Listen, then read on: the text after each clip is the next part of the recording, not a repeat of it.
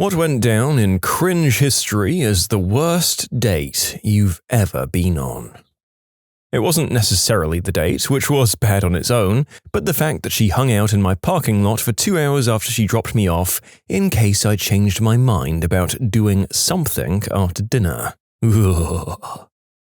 Back in college, I was invited to an ice rink with a girl that I liked and some of her friends. I didn't know how to ice skate and I didn't pick it up very quickly, but I wanted to try and impress her somehow. Well, I hugged the wall the whole time and made a complete fool of myself. The highlight was when I saw a flash of light as I fell in front of a group of people. Turns out I'd fallen right at the moment someone else took a picture, so my failure was immortalized forever. This girl took me back to my apartment and ended the relationship before it began. On a lighter note, the woman who is now my wife was at that ice rink on that one night. We didn't realize we were there the same time until a year or two into our relationship, she exclaimed, "You were that guy who couldn't ice skate." Yeah, she didn't seem that into you.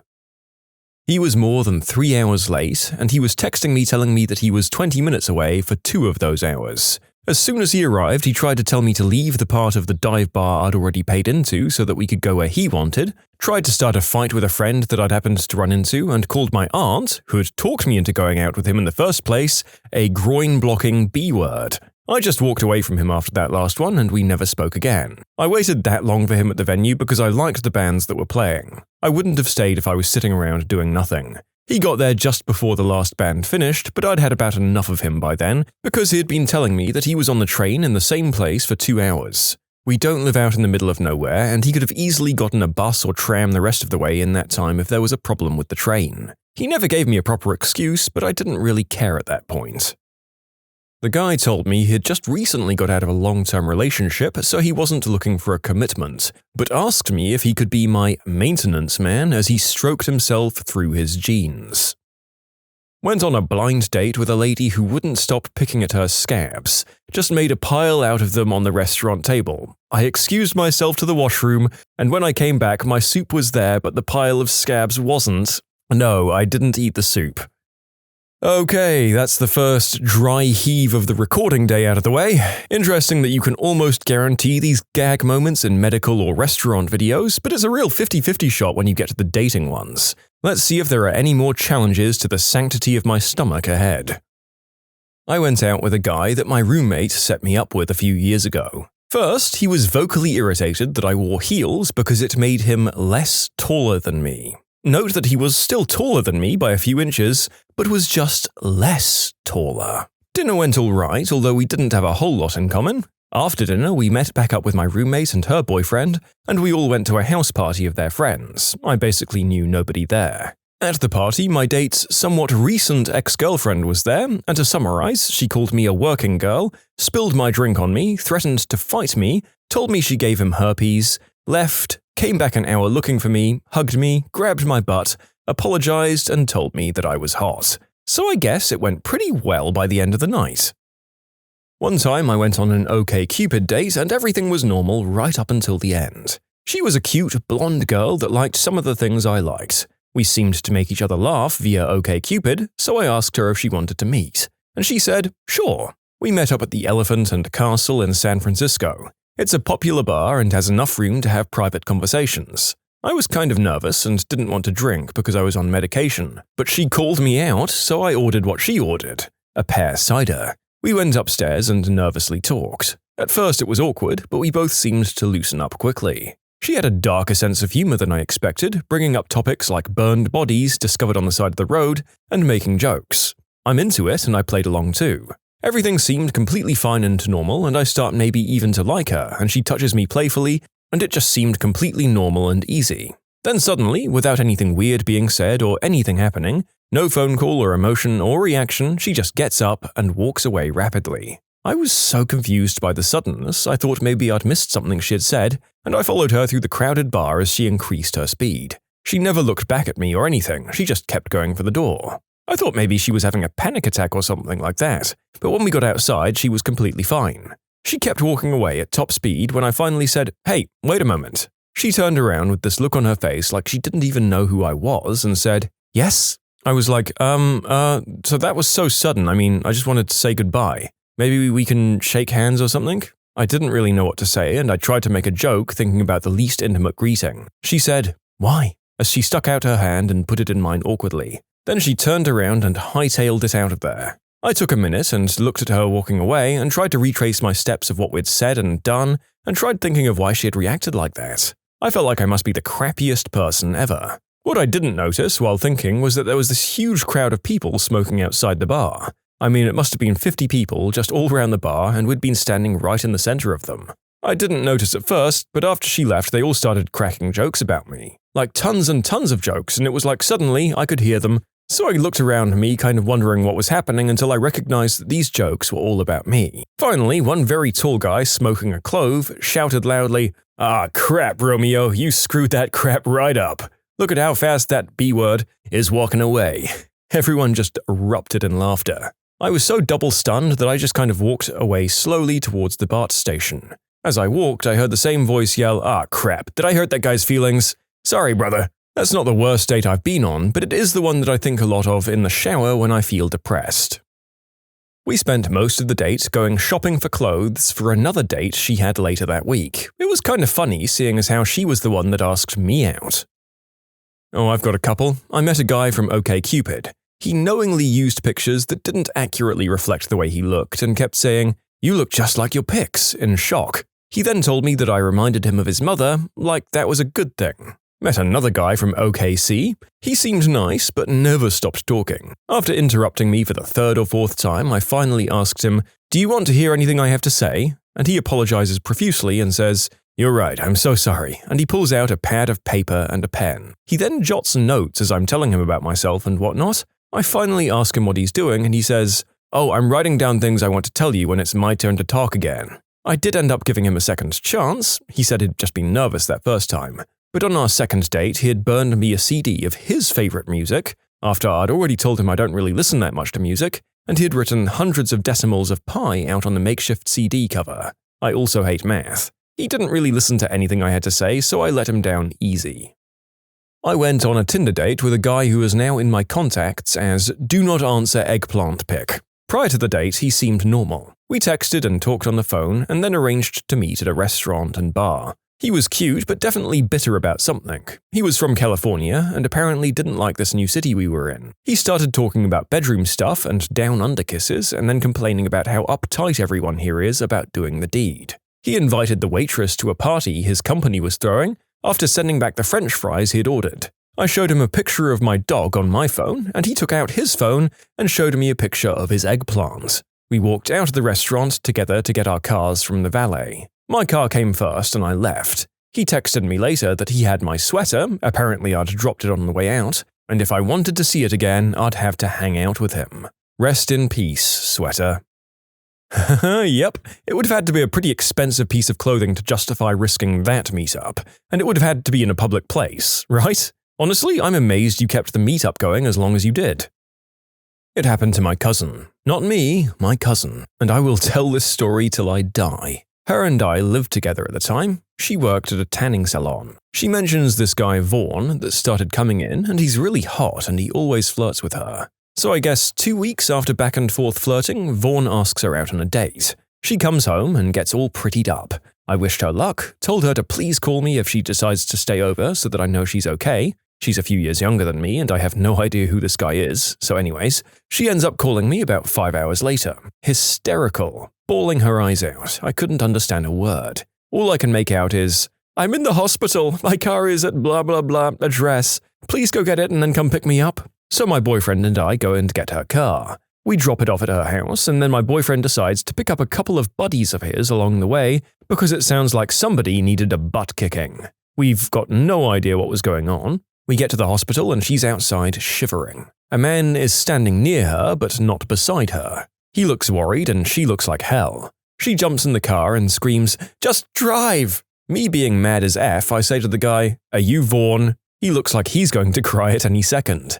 He explains, "Yes, but please don't be mad. I brought her here. I had to. She didn't want me to. Please let me explain." My cousin is in absolute hysterics at this point, punching the back of the seat. "Please, go!" I said, "I don't have time to listen to you. She wants to go home and I need to take care of her." We drove home. I keep asking what the F happened. Please tell me now. Did he hurt you? Do we need to call the cops? And her response is, no, please, nothing like that. I'll tell you at home, not in front of other people. So I left it at that. Dying inside to know, we get home and I tuck her into bed. I give her some tea and try and calm her down, and every time she tries to explain, she buries her face and cries. Finally, I get it out of her. After she left our house, she met him at his house. They talked and had a coffee, and he asked what she'd like to do. And she suggests a movie. He said, okay, let's go to Blockbuster. They went to Blockbuster, and this is where it all starts. They pick their movie and head to the cashier. She remembers saying she doesn't feel so good, and then immediately her memory goes forward to waking up on the floor. Vaughn tells her that she'd passed out and hit her head pretty hard on the counter. She said he was begging her to go to the hospital right then and there. And she said, no, I'll be fine. Let's just go home and watch the movie. He agrees. They go back to his place. He keeps asking if she's all right, if she'd please change her mind and go to the hospital. She says no over and over. She doesn't remember falling asleep, but she guessed that's what happened because suddenly she wakes up urgently needing to crap and hurl. She has no idea of the layout of this guy's house, so she scrambles to the floor, feeling dizzy again, starts crawling, literally, and asking where the washroom is. He tries picking her up to take her, but she said she couldn't hold back and throws up all over the place, all over him, craps her pants, and starts crying. She said he was so concerned, he didn't even care, he just took her to the bathroom to finish. While they made it to the bathroom, she said she pulled down her pants before she made it to the toilet and goes like a parrot all over the walls. He gently closes the door and says, pass me your clothes, and he had something for her to wear. She agrees and does so. She said she stopped chucking up and crapping and finally agreed to go to the hospital. He takes her, and then shortly after I got that phone call. While she's telling me this, I'm laughing so hard, crying, rubbing her head, and wondering if this is all a joke. Turns out it wasn't. They ended up getting married, and we bring this up at least once a year. It was a surprisingly happy ending, and I do truly love telling the story because of that fact. I'll be honest, I was kind of hesitant to tell the internet, hoping it would just get buried. You can submit your own stories to be featured here on the channel. The story submission link is in the description below, and if you want to listen to some vibey music in the background, check out easymode, also linked below, and subscribe. I paid him $20 in gas money to come pick me up because I lived fairly far away and figured it was fair. I then paid $45 for dinner plus a $7 tip. Then I brought $25 in shisha to smoke together because he loves it, but he was out of shisha. He then demands bedroom favors in a very aggressive way, and I decline because it was a first date. I wasn't even liking him enough to kiss him. He then did this half-crying thing in which no tears came out, but he was sobbing? So I ended the date right then and there and asked to be driven home. He said he'd drive me home if I did the deed with him. I ended up taking a fricking taxi back. I waited outside his house for 2 hours late at night waiting for the taxi. That's a whole other story of bullcrap. Taxi company kept telling me, we'll be there in 10 minutes every 30 minutes. Nope, 2 frickin' hours. Anyway, the whole trip together cost me over $200 to have the worst date of my life. For the record, I don't mind paying for gas or dinner, that's fine, but then to treat me like crap afterwards? Screw you, man. I went on a date with this guy who seemed really cool. He used to race bikes until he landed on his head after attempting a jump. During the date, he told everyone we were on a date. Everyone. Told me he wanted to kill his ex-roommates. Asked the waitress to make the date more romantic, so she brought out a giant ice cream sundae meant for 2 people to share, and he ate it all by himself and spilled the ice cream all over his t-shirt in the process. He bragged about beating the world record for that motorbike jump on which he landed on his head. Then he kept asking me if I was a gold digger because he makes tons of money and needs to protect himself. Demanded separate bills. No big deal there, I guess. Then all 4 of his credit cards were declined. He asked me if I didn't mind paying and he'd get it next time. Not that there would ever be a next time from my perspective. He told everyone that the date went splendidly. Then gave me stickers to his welding company as a thank you for paying since his credit cards must have had some kind of error. I mean, maybe the whole falling on his head thing goes a long way towards explaining all of the rest. Apart from the word splendidly, that just means that he's a 1900s landed gentry of some sort. Probably why they disowned him after he got into the vulgar sport of bike racing. I went out for dinner and a movie with a guy, tried to chip in money at both, but he insisted that he'd cover it all. At the end of the night, we were sitting in his car in the parking lot of the restaurant we had just eaten at, and he asks for a down-under kiss, saying, I mean, I bought you dinner and took you to a movie. It's the least you can do. Thankfully, I lived nearby. I hopped out and walked home. Blind date. He suggested this swanky French restaurant that he said he loved, which thrilled me to my marrow, as I love French food and wine. When we got to our table, I picked up the wine list, and he looked at me with this contemptuous look and said, "I don't drink." So, feeling judged, I ordered water. He then said we should split an entree because the prices here are ridiculous. And I'm thinking, now wait a minute, you picked this place and you said it was your favorite, meaning you knew damn well what the price point was, and if you can't afford it, why didn't we go somewhere else instead? And obviously, I was planning on paying half the check. I don't ever assume a date is going to pay for me, and we'd even joked about that during the phone call a few days previously. So he knew I didn't expect him to pay for me, and I was like, hungry. But I just shrugged. He told me to pick 3 things that sounded good and we'd share one. So I told him my 3 choices, and when the server came back, he ordered the cheapest thing on the menu, which wasn't even one of the things I'd selected. We shared our tiny meal and split the check, $12 each, and the conversation was stilted and awkward. He answered all of my questions with one-word answers. Eventually, I felt like I was just interrogating him, and we sat there in silence. Afterwards, he asked if I wanted to go see some live music at a jazz bar down the road. Thinking optimistically, I agreed. But when we got to the club and he found out there was a $5 cover, he told me we should skip it.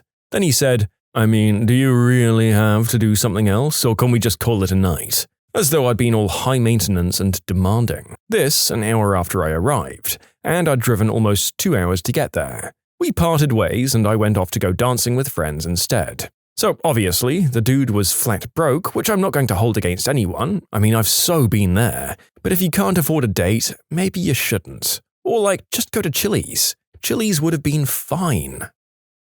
Finally, a place to tell this story. I had a very disappointing date in high school. It was the dead of winter, like -40 Celsius. We had gone to a movie and the whole thing was really awkward. She didn't really seem to want to be there, was very detached. After the movie and the bus trip home, she admitted the only reason she even agreed to the date with me is because my friend had turned her down a few days earlier. I wasn't aware of that at the time. That was a pretty big letdown and waste of time. But I figured, whatever, I'll head home and find something else to spend time on. I'll get over it eventually. I got off the bus and just wanted to get home as soon as possible. At the bus stop, there was this thigh-high railing around the front of the nearby parking lot, and instead of walking around it, I decided to step onto it and then over it. The second I stepped onto it, I realized, of course, it was coated in ice. I Charlie Browned the F out. I just flipped in the air, lost everything in my pockets, ripped my pants from butthole to zipper, and then came down hard right onto the railing with my shin, fracturing the thing. It's still -40 out, I can't just lay there till help comes,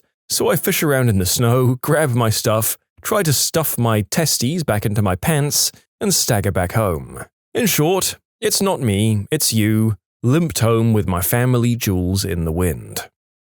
We met on a dating website and went to a sushi place for dinner. He was a butthole. He told me this, repeatedly. Almost everything he said ended with, "Look, I know I'm a butthole, but at least I'm honest, right?" First story he tells me is how he's really only joined the dating website to troll people, but then he saw me and thought he'd give going on a real date a shot. Gee, thanks. And all of his other stories were equally awful. Also, I'm pretty sure he literally thought no meant yes and yes meant no. And I don't mean in an unspeakable act kind of way. When we were at the restaurant, he absolutely insisted that I order this one thing. I said no like 5 times, but he kept pushing for it until I ordered it just to shut him up. Then after the dinner, he wanted to go to the mall nearby and hang around. We walked around until we passed this anime and manga store. He asked if I wanted to go in, and I said sure, I like that store. He insisted that I didn't like the store. Said he didn't want to force me to go. I said no, I really want to go in. We went in for like 2 minutes and then he decided he didn't want to force me to do something I didn't want to do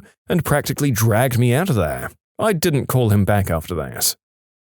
I was a barista in a cafe during college and this loyal customer asked me out. Took me to sushi, took me to a bar, and bought me a drink. Conversation was good, nothing spectacular, but he was cute and intelligent and funny. When he took me home, he parked outside of my house and just assumed he's coming in. I'm like, no?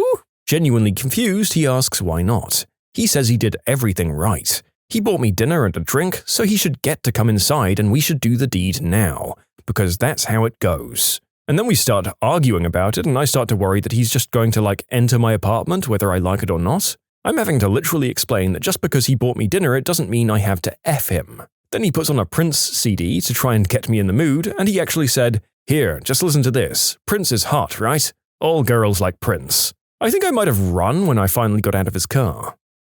What was the biggest shock for you when you escaped poverty?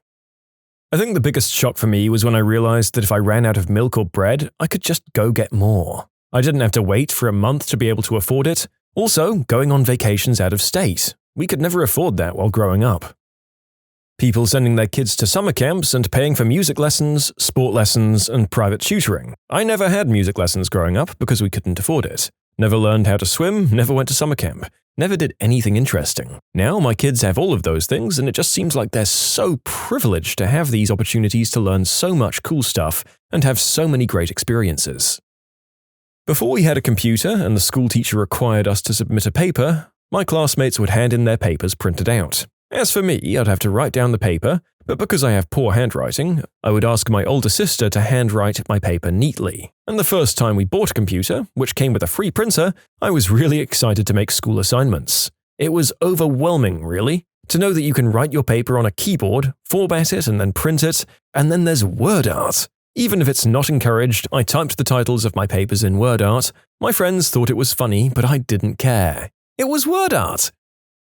It probably sounds strange, but buying things. I'm so used to saving and not having that I forget that I can afford a new pair of glasses if I break my old ones. After being in a position of poverty, you learn to deal with stuff that most people would view as inconvenient. I've been teased on a few occasions because I'll go without stuff even though I can get things for myself now that I'm an adult.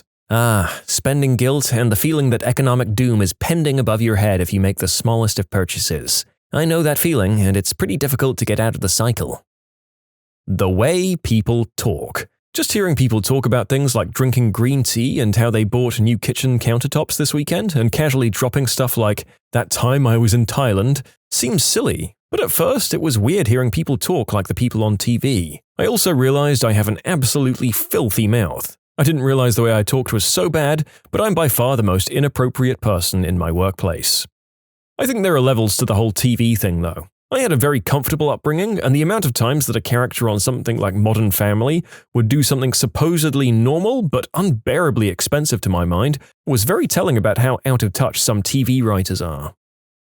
When I got my big break and landed my first comfortable salary job after being in poverty all my life, the whole spending money concept was literally blowing my mind. I'd become so used to only buying the bare essentials and spending an absolute minimum on myself that buying things was basically a foreign concept to me. For a while at my new job, I pretty much didn't change my spending habits at all in any way, shape, or form. One day, a friend of mine pretty much called me out on this, being like, "You work hard for your money. You should spend some of it on yourself. Reward yourself." The statement really made me think. I went to the store where I ended up buying some much-needed new clothes and various other things I needed around my apartment. After returning home, I panicked and checked my bank account to see what kind of horrible mistake I'd just made. I looked at the number and finally made the realization, that really wasn't that big of a deal. I guess this is what it's like to have money.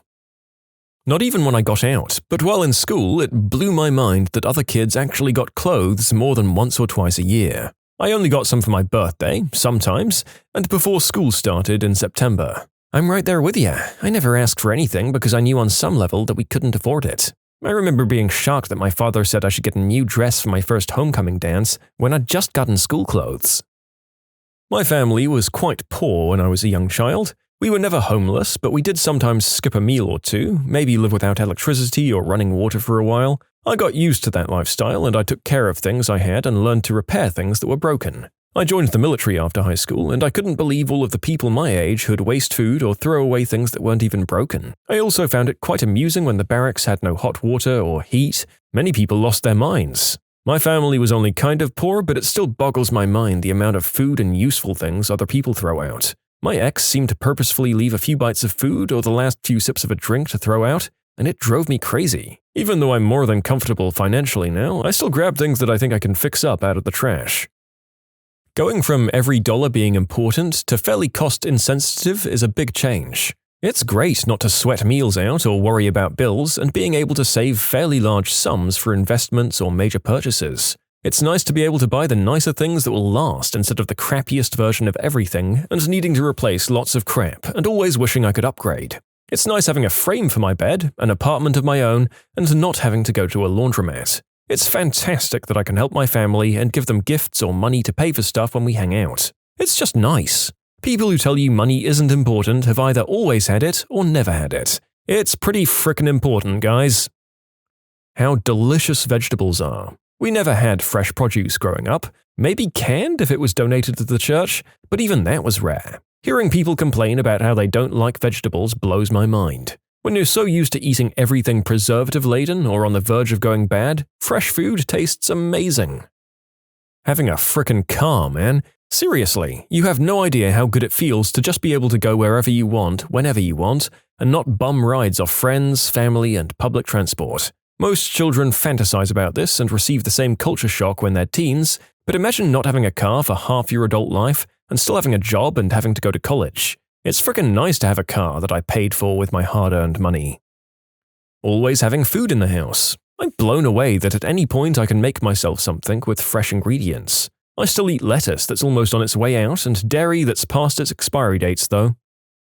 I grew up in a relatively poor town. Then I ended up going to a private college on a scholarship, and people actually have nice parents who they want to spend time with. Whoa. I relate to this really hard. I was floored to hear people complain about their parents at times. Their parents would come into town for the weekend, and while there to do stuff with my friends, their kids, they'd just invite me along. Like, they'd take us all out to dinner, often to really nice restaurants. And I always felt weird whispering under my breath to my friend how expensive I could go with my meal, and get this weird look and being told to get whatever I wanted. I remember when I was a kid not being allowed to have certain friends over because they ate too much at dinner, or all the spending money my friends got, or the care packages of stuff, including homemade cookies and stuff like that. And they'd talk about how annoying their parents were. I was always so confused.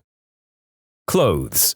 The fact that people actually spend hundreds of dollars on clothes. For one shirt, they're willing to shell out $80, which is the monetary equivalent of 8 meals at McDonald's or 2 weeks' worth of groceries. As a side note, when I was younger, we'd go to thrift shops to buy clothes. About 2008 or 9 came around, it was suddenly cool to buy clothes at thrift shops. I'm guessing it still is. It kind of upset me once I realized it was finally cool to buy hand-me-downs because back then, I'd lie to the other kids my age when they asked what store I got my clothes from because I was so ashamed that they were from the Goodwill. I never had the luxury of buying a shirt for $80, and I'll never spend that money on a shirt even if I had all the money in the world. It's such an extravagance.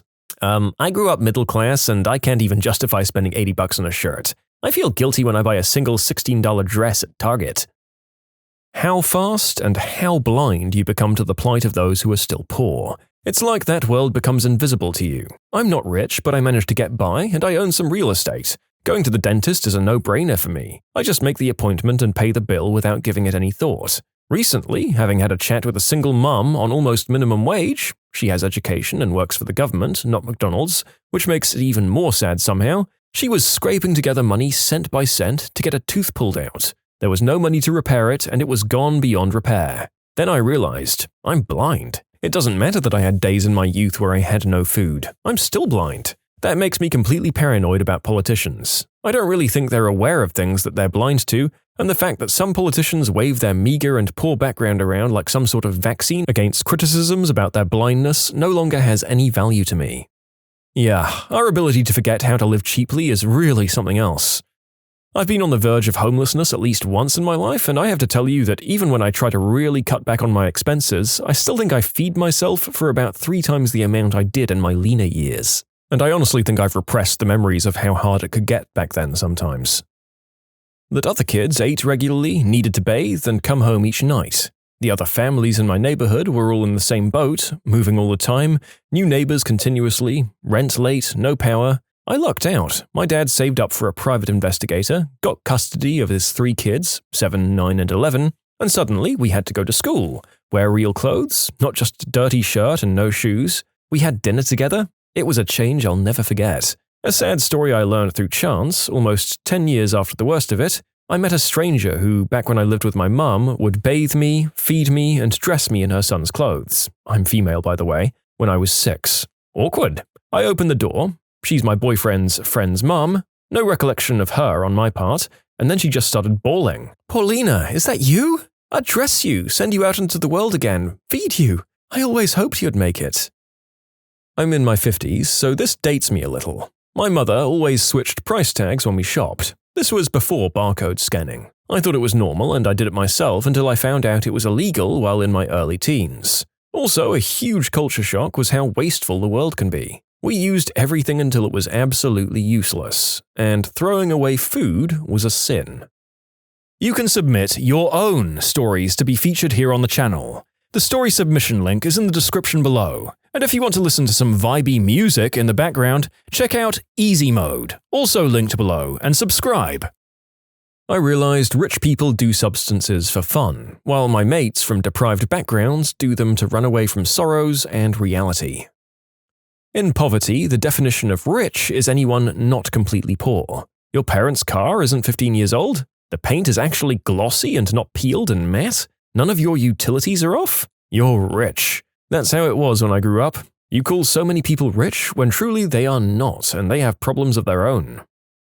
Wow, a question I can answer. My biggest shock has been watching people who grew up with financial stability talk to their kids about money. Money for me as a kid was something to cause anxiety. We never had enough. Not enough to eat, not enough to pay the bills, not enough to, well, live, really. When I see my friends with their kids now, we all make more than a decent living. Their relationship with money is so strategic and thoughtful. How am I going to make the most out of what I have? How to show my kids how to come out ahead and make good financial choices? These weren't the lessons that I learned. Mine were based around collecting things for safety. If I could afford this now, or even if I can't, can I get it now? And could I sell it if something goes wrong? I still find myself fighting the urge to buy my kids everything, because I could. Not literally anything, of course. But it doesn't even matter to them. I realize I'm not buying them stuff. I'm buying stuff for little anxious me. It hasn't been as much of a culture shock as it's been a slow, steady climb up. I've had plenty of time to acclimate. It's more like a series of pleasant surprises for me. Doing things that cost a lot up front yet save money in the long run is a nice feeling. Like a trip to Costco, for example. I can buy $200 worth of chicken, veggies, and stuff like that instead of just eating the dollar menu at McDonald's every day. Being able to afford an Xbox One and have furniture that matches is a fun perk as well.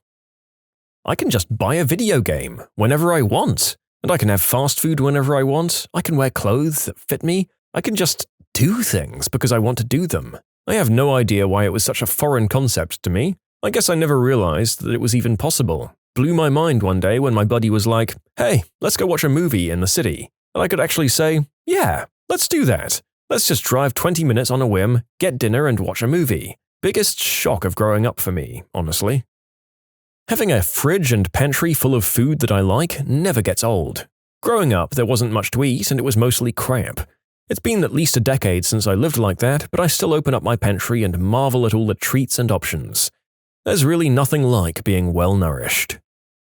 Let's just say whoever said money can't buy happiness never had to make toast on a coat hanger over a fire made from borrowed bread served plain.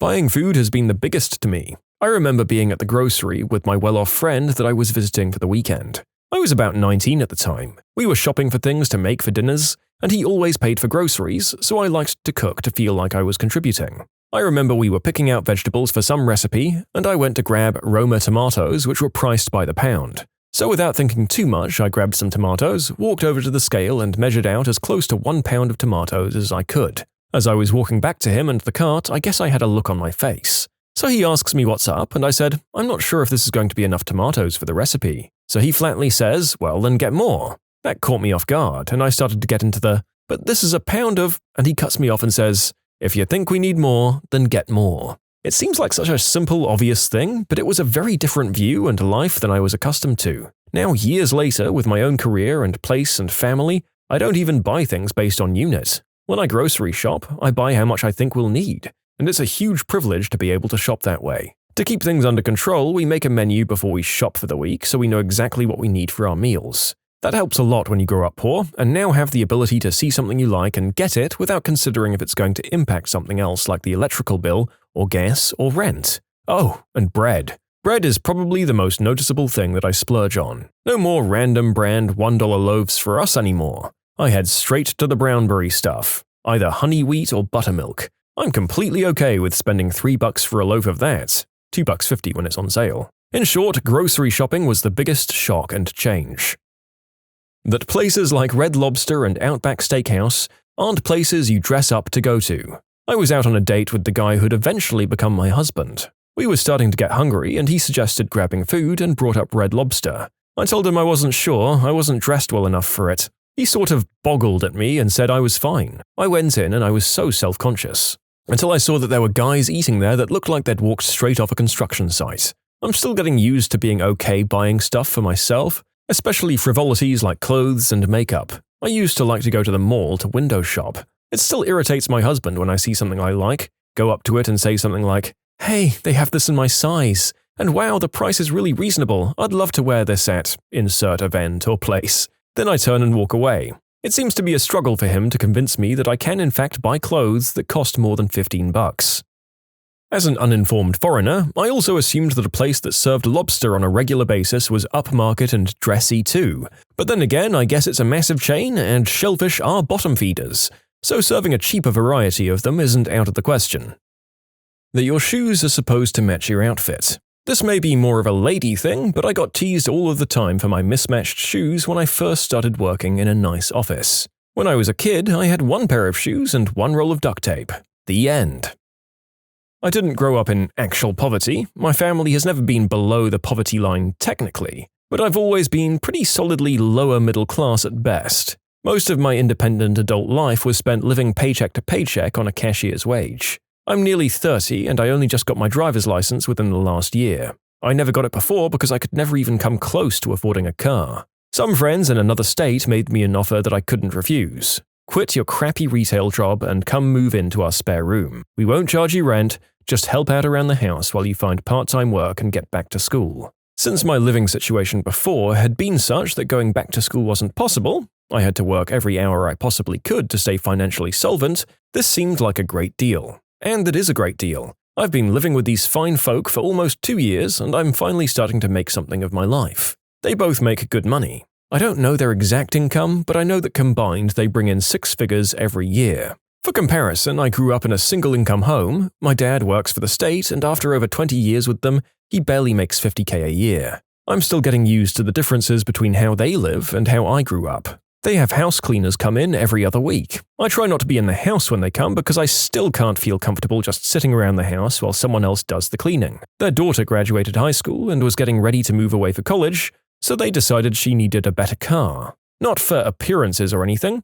Her old car was, well, old, a 1993 Volvo station wagon, and they wanted something a bit more reliable for her to drive from the Bay Area to San Diego. After looking at used cars of the specs they wanted, they decided it would make more sense to just buy her a brand new car. Nobody in my family has ever bought a brand new car. They don't stock up on bread. My mum will buy 6 or 7 loaves of bread when there's a good sale on and stick the extras in the freezer. The people I live with not only don't do that, they don't even keep their bread in the fridge. I have yet to actually see a loaf of bread get finished in this house because it gets moldy within 1 week due to it sitting out at room temperature, which, this being the East Bay, tends to be pretty warm. When the mold inevitably appears, they just toss the usually barely half-finished loaf and go buy a new one. Speaking of cars, that 93 Volvo is what I currently drive. It's a pretty solid car, I just wouldn't entirely trust it for a truly long trip. I doubt I'll ever drive it back home to Oregon. We haven't done the paperwork yet, but they've made it plain that they're pretty much just going to give the car to me. That's what really blows my mind, that they can look at a functional, well-running car, even one that's 22 years old, and figure it's not a problem to just give it away for free.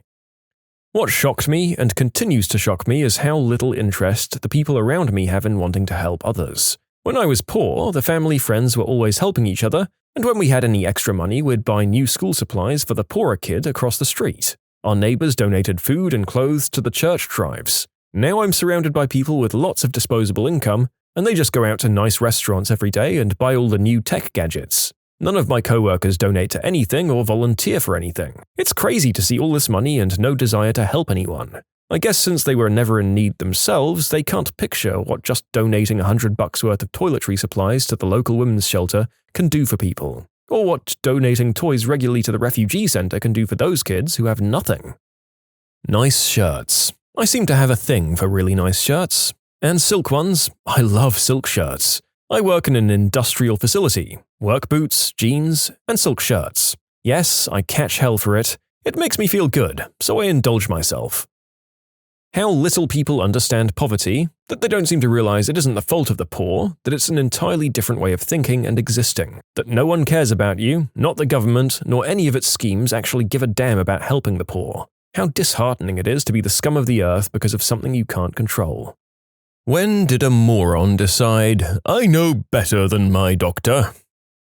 Working at a supplement store years ago, I had a woman come in asking about vitamin B17. She said her daughter had a terminal illness, and she was taking her off chemo despite her doctors pleading with her not to. Some so-called friend of hers claimed B17 was a miracle vitamin that they don't want you to know about and can cure just about anything, unquote. I told her she should listen to her doctors. She told me to F off. For those of you who don't know, vitamin B17 isn't a vitamin, it's a compound called amygdalin, and eating it will give you cyanide poisoning. I'm a nurse. My patients' family members were telling everyone that the doctor was an idiot because, and I quote, "What the frick do the kidneys have to do with the bladder?" An old man I knew always had a band-aid on his nose. He had a cancerous growth on it and would cut it off himself. He'd always say, "All the doc will do is cut it off. I can do that myself and save $200. Guess who died when the cancer spread elsewhere? About 15 years ago, before the whole gluten-free trend, I worked with a guy who was a vegetarian. We worked side by side, just the two of us, and got along really well. One day I got curious and asked what led to his vegetarianism. He told me he had been having some health problems and went to see the doctor. The doctor ran some tests and told my friend that he should cut wheat out of his diet. This guy says, "Well, that doesn't sound right. He must have meant meat instead of wheat." A friend of mine had stage 4 cancer. She went through chemo for over a year, and they told her that they'd let her take a break. Well, then they looked at the cancer. It hadn't shrunk as much as they'd have liked, so they told her she couldn't take a break. She started posting on Facebook about these organic green juice cleanses that someone had messaged her about. I was at her bedside, begging her to keep doing the chemo. I told her that she could do the juice cleanses if she thought they'd help, but not to stop the chemo. She responded, "But they won't work if I don't stop the chemo. That's poison in your body. I know my body, and it's going to heal it." She wound up entering hospice on her 30th birthday and passing about a month later. I'd love to find who peddled that bullcrap to her and punch them right in their frickin' mouth. I know my body. The tragic words often uttered before people make disastrous medical decisions against the advice of professionals. Look, there's a degree to which maybe that statement is true, but I want you all to know that I read these words about as frequently in stories of preventable medical disasters as I read, "Let me speak to the manager," in stories of awful people who get thrown out of retail stores. All I'm saying is there's correlation between that statement and causing your own death. I had some parents trip out when their kid with a sore throat was later found to also have an ear infection. How did he come in with one infection and end up with another? They went on and on about the terrible food we serve and how dirty the hospital must be, not realizing an infection in the throat has a direct pathway to reach the ear. I met someone who insists that insulin makes their blood sugar get higher, so they don't take it. They also don't take to having all of their toes or apparently the whole left foot, but hey, live and let die. Here's your daily kick to the rubber parts. My father was a stubborn jerk and was adamant about not following doctor's orders. Longtime smoker, drinker, so dear old dad goes in and has a mole excised from his Johnson. Uh-oh. Biopsy comes back and it's not malignant. Great problem. He didn't follow the doctor's orders on how to take care of it after the fact. Gangrene. Yep, they lopped it off. I only found out about it in my late teens. It was a mind-shattering reveal from my mother and older sister. When I was in 7th grade, I hurt my pinky playing softball. But my dad, being the assistant coach that he is, told me I just jammed it. I told him I think I did more than that since my finger was completely numb yet in excruciating pain. Like I picked up the softball after it happened and it felt like there was a hole in the ball where my finger was supposed to be. Disregarding everything I was sobbing to him, he decided to pull my finger since it was jammed. For the next couple of months, I continued to play softball, thank God for Icy Hot and Advil, where my dad said maybe it wasn't jammed since it still hurt. You probably got a bone bruise, son. Eventually, my finger also developed a very solid bump on the side of my joint, which is still there to this day, and the pain had not gone away. When softball season ended, we finally went to the doctor and had x-rays taken. When my doctor saw them, he was amazed I still played since my bone was completely shattered into at least 6 pieces. He said he couldn't give an exact number because of the healing and the angles of the x-rays. The bump on my finger was a calcium buildup from the healing, which could have been avoided if I'd gone to the doctors when it happened. The only good thing was that I didn't need to have my finger rebroken to fix the placement of any of the fragments, since my dad pulled it initially. Gotta love coach dads, huh? Most recently had a teen patient who lost speech for a couple of days. They got better, and when I saw them again with their mum, I went over the tests we'd done and started discussing some of the possible causes. Mum interrupted me and said, "Don't say anything else. I'm a firm believer that if you don't tell someone their diagnosis, they'll just heal on their own." Literally didn't want me to tell her anything because she thought saying words out loud would give her kid a disease. Oh, same day I had a lady tell me that she was refusing treatment because she read a study where a guy treated hundreds and hundreds of patients with normal saline and had a 100% success rate. Yeah, okay, lady. My sister refused a surgery that would have removed her uterus, cervix, and part of her bowel or bladder, I forget which, thus getting rid of her cervical cancer because what man would love me this way? She left behind 4 kids under the age of 18, the youngest being 4. For those inquiring about my sister, she was unmarried. She would have needed a colostomy or urostomy, thus the whole man loving me thing was a body image issue. The kids all have homes and are doing well. The oldest has 2 kids of his own. This happened 8 years ago, and I did blame her at the time, but my anger has softened. I manage social media for a public health agency. All of our immunization and vaccine-related posts have been getting swarmed by anti-vaxxers lately. No medical training and anecdotal evidence or cherry-picked data means that apparently they know better than science. They've branched out to hit some of our other posts now too, like breastfeeding promotion, cancer, HPV. It's getting to the point where I just want to give up, which I guess is their goal because they certainly aren't going to sway anyone with their dozens of long-winded comments on a single post. A group of parents attempting to treat autism with bleach enemas. Last I checked, they're still trying. To all of you telling me to get off my butt and take action, I don't personally know who these people are, nor do I really know how to find them. Nor would I be able to do anything since, last I checked, they usually use anonymous forums to communicate. I learned about them in a widely read Vice expose. I had a patient with stage 2 bladder cancer, a young man in his 40s. He needed to have his bladder removed, but he didn't want to have that happen. Instead, he had the medicinal healer at the commune he lived in do some herbal therapies and dietary adjustment. He was dead within a year from a fairly curable disease. I've had other patients go to Mexico for non-FDA-approved treatments. They don't usually do very well, and they usually regret it. This story is far from uncommon, and I have to bite my tongue when I see them back with much worse diseases. A family with 7 kids. The oldest was barely 18 and the youngest was 2. Their father died of cancer, didn't do chemo or anything. Then their mother got cancer and decided essential oils would cure all of it. Left all of the kids behind to basically be raised by their sister or split up. A friend of mine sees way too many of these cases on a daily basis, but the worst one so far has to be a lady who gave birth way too early, so her kid was rather small to begin with. The doctors do their usual thing, give advice on childcare and everything. She comes back a week later saying her kid was sick and not sure why. My friend was appalled to find out that her baby had barely put on any weight since birth and immediately asked her what in the world she'd been feeding the kid. The woman says, "Oh, I figured since he was so tiny he didn't need to eat much, so I've been sticking to about an ounce of milk per meal." Seriously, woman. I don't know how the child's doing now, but I can only hope he's well. My mother believes that if you make food from scratch, then it's healthier for you. For instance, she thinks that making a chocolate cake from scratch, including milling her own flour, is a healthier alternative to a store-bought cake with identical ingredients. She's diabetic.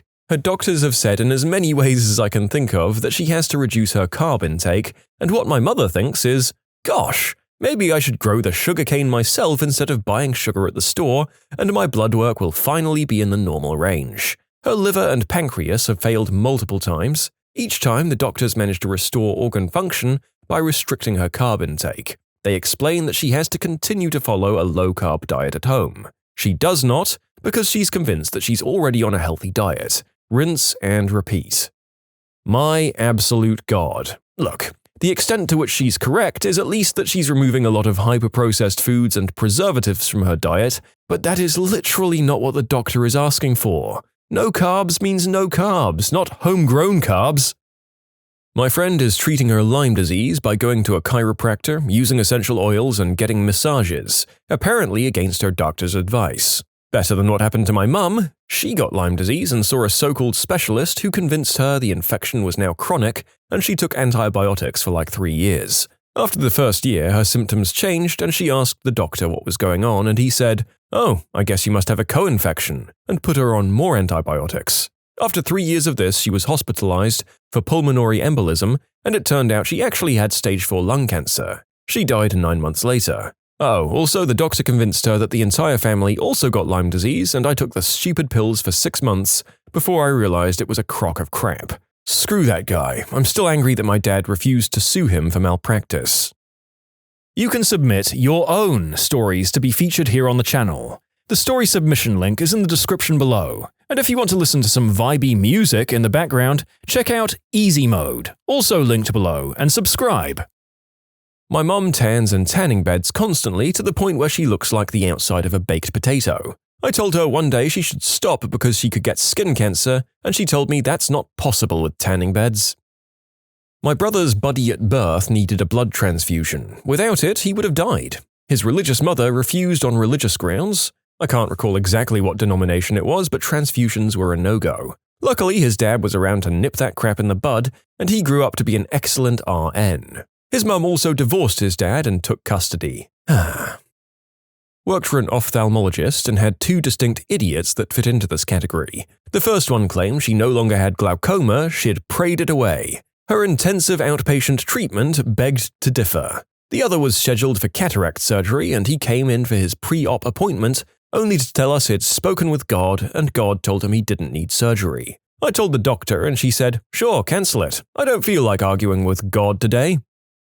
Doctor gave former manager some antihistamines, but she didn't make them because she didn't believe it would work, and instead she got opiates because it made her feel better, so the doctor didn't know what they were talking about, then complained symptoms kept getting worse. That woman is now working for the city I used to live in. I've gotten a few questions, so she technically broke the law with the help of a crappy doctor to get them. That's also why I brought up the working for the city part. I teach people on a daily basis how to use urinary catheters. You aren't supposed to reuse them, you just use it once and throw it away. And when you need to catheterize again, you open a new one. That's because using a non-sterile catheter can cause urinary tract infections and a host of all other kinds of problems. The doctor will send us a script for how many per day the patients need to use, and every single day, without fail, I'll have at least 1 or 2 tell me that their doctor is wrong and they only need 1 per day because they'll just wash it off and reuse it. No, it literally says on the packaging not to do that. Your doctor said not to do that. I'm telling you not to do that. Why do you still think it's okay to do that? I saw this on the news in Alabama a few years ago. A child got bitten by a timber rattlesnake. The mother said 911 wasn't necessary because she had a home remedy that her grandma had passed down, and all the child needed was to drink the remedy, take some ibuprofen, and lay down for a few hours and she'd be good as new. The child barely survived, the mother lost all 3 of her children and was charged with felony neglect and endangering a child. I lived in Alabama for a while and a lady swore to me that since her dog had been bitten by a copperhead once already, he was immune to snake bites now. If I didn't know she only had 2 kids, I'd swear this was her. My friend was a bodybuilder, suffered a heart attack at a young age due to the effed up status quo of the sport, and was ordered not to work out. He responded by finding a gym out of town and working out there. He had another heart attack while at that gym and never regained consciousness. I don't think he was arrogant, just very concerned about how he looked, but he left a very, very sad wife behind in addition to a huge group of friends, because he was sweet as a big, swole meathead could possibly be. And when I met him in school, he was a little kid in need of a place to hide out from his insane home life. So he was our little baby, even though he ended up having 100 pounds more muscle than the rest of us. I don't know why I'm writing this, but I loved him and writing feels better than not writing. Please take care of yourselves and don't let anything so preventable happen to you. Get your checkups, my swole friends of the internet. And if the doctor says you need to make a change, do something like directing that drive into something like running, and be an impressive beanpole instead. There are too many people who care about you for your muscles to be your main priority. This couple I knew that was super into fitness. Husband gets pneumonia. They decide the best treatment is specially formulated meal plans and vitamin shots. He died in his wife's arms in the middle of the night. My brother-in-law has chronic back pain and regularly goes to a chiropractor for it, and apparently said chiropractor also works on his neck. After one chiropractor appointment, my brother-in-law experienced severe weakness to the point where he could hardly get out of bed. At one point, apparently, he collapsed and had slurred speech. I, an RN, was like, "Guy, get to the hospital because that sounds like a stroke." At the time of this conversation, I was also hanging out with another nurse who used to work in neurology, and she agreed he should go to a doctor ASAP. He was like, "Nah, my chiropractor's a doctor, and he knew about it and said it would go away." He's very much an alt health kind of guy and thinks stuff like vitamins and coconut oil will cure anything. I also remember looking after this one guy who came in post-myocardial infarction from the cath lab. His blood pressure was sky high. The patient denied any major health issues in the past, and he only took supplements. I called the doctor about his blood pressure, and the doctor ordered some antihypertensive pills. Before the patient took them, he ranted about Big Pharma and how meds don't work and that if he was just allowed to go home to take his usual herbs or whatever, he'd be fine. Judging by the fact that his blood pressure refused to come down after the pills and required an IV nitroglycerin infusion, his ECG showed signs of left ventricular hypertrophy, typically caused by high blood pressure over time. And the fact that he had a massive heart attack showed me that his heart problems had been brewing for a while, and as expected, his herbal supplement was doing squat. My dad had a heart attack and went to the emergency room. While he was there, he coded 8 times. His heart stopped and he had to be revived each of those. He survived and they admitted him. He had a lot of damage. After a couple of weeks, he checked himself out because those goddamn buttholes don't know what the frick they're talking about. He was found dead of heart failure about 3 weeks later. A young, bubbly mother I know was diagnosed with chest cancer. Tried alternative meds as promoted by her flaky girlfriends. Eventually, she returned to the doctor who told her it was too advanced to do anything. She died, leaving a little boy for her husband and extended family to care for. I still believe her friends contributed to her premature death. Not my doctor, but my mum's. My mother had a heart attack February of 2017. She was prescribed a couple of medications such as beta blockers, stuff like that. And my aunt, who's against vaccinations, prescribed medications and anything non-organic, tried to not only tell my mum the medications she was prescribed were the wrong ones, per a quick 10-minute Wikipedia search, but also that my mum's heart attack must 100% have been health-related, despite multiple tests and the doctor telling her it was simply stress-induced. I'd also like to add that we called my aunt immediately after the ambulance arrived to take my mum to the hospital, and she said she wasn't going to make the 40-minute trip to the hospital unless it was serious. She's also done the same "I know better than anyone" bit in other health-related situations, and she's the kind of person you can't disagree with because the conversation will go nowhere. Very aggravating to say the least. While talking with my OB and asking a ton of questions about my pregnancy, he told me a story. He was the on-call doctor for a hospital and goes in after shift changes from another on-call doc. The woman's been actively pushing for 3 hours. She's refused a C-section multiple times because she's certain she can have the baby naturally. Turns out the baby was stuck and pushing caused major damage to her. My doc tried to persuade her, but she continued to refuse. Without being too graphic, things did not go well. Women often have this overwhelming expectation of how their labor and birth is going to go, avoiding C-section and meds like the plague. The reality is those things have saved many lives. Probably me. I've talked about this before, but I'll share again as a sort of PSA. I was addicted to a medication called Mercindol, which contained a relaxant plus codeine plus paracetamol. It started at 2 tablets a day, then 4, then 8. After a couple of years, I was taking more than 40 pills a day. I thought all the warnings about don't take more than 8 a day were stupid. I was all, I take 40 a day, so I'm fine. I went to hospital for an unrelated issue with my eye, and they freaked out about how much paracetamol was in my system. I lied and said I took heaps due to pain in my eye. They tested my liver and it was inexplicably fine. From there I realized just how close I was coming to death daily. I'd built up a major tolerance, but generally 40 paracetamol is enough to kill 2 people. It's insanely lethal. It took me another year to give it up and I've researched it a lot now. People think Panadol or Tylenol is harmless. It's not. People take heaps, wake up fine and think they're safe. In reality, the symptoms of taking too much don't appear until you're literally dying and there's nothing they can do to save you. You have a 24-hour window to have your life saved. Even if you build up a tolerance, it doesn't mean you're safe. I'm the exception to the rule. In short, I was addicted to a substance that contained paracetamol. I thought warnings on the packet were stupid. They're not. Tylenol or Panadol or paracetamol or whatever name you know it as, it's insanely lethal. Read the packet instructions and don't deviate. You're not a doctor. I want to add that paracetamol is called acetaminophen in the US. Also, I should say that I'm 3.5 years clean. Saying clean sounds weird because I've always been so anti-substance. I don't even like green herb much. Legal medicine can sort of blindside you. It caught me so off guard. It started as, what does it hurt for me to take a couple to get to sleep? But then the more I took, the less they worked as my tolerance got harder. I fell in love with them basically, then taught myself to fall out of love.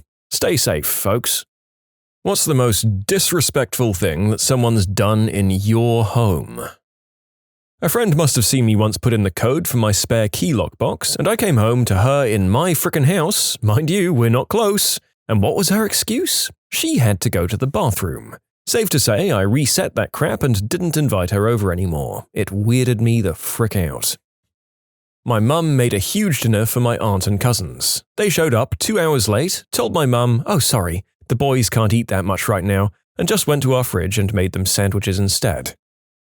She invited a bunch of sleazy guys over despite me asking her not to. She let them in while I was in the shower, so I didn't realize they were in my house. She then took one into my housemate's bedroom and locked the door, which was super disrespectful to my housemate who had so kindly offered to let her stay in her room as she was going to be at her boyfriend's for the weekend. And when I got out of the shower, one of the guys was in my bed. I was like, "Dude, get the frick out of my bedroom."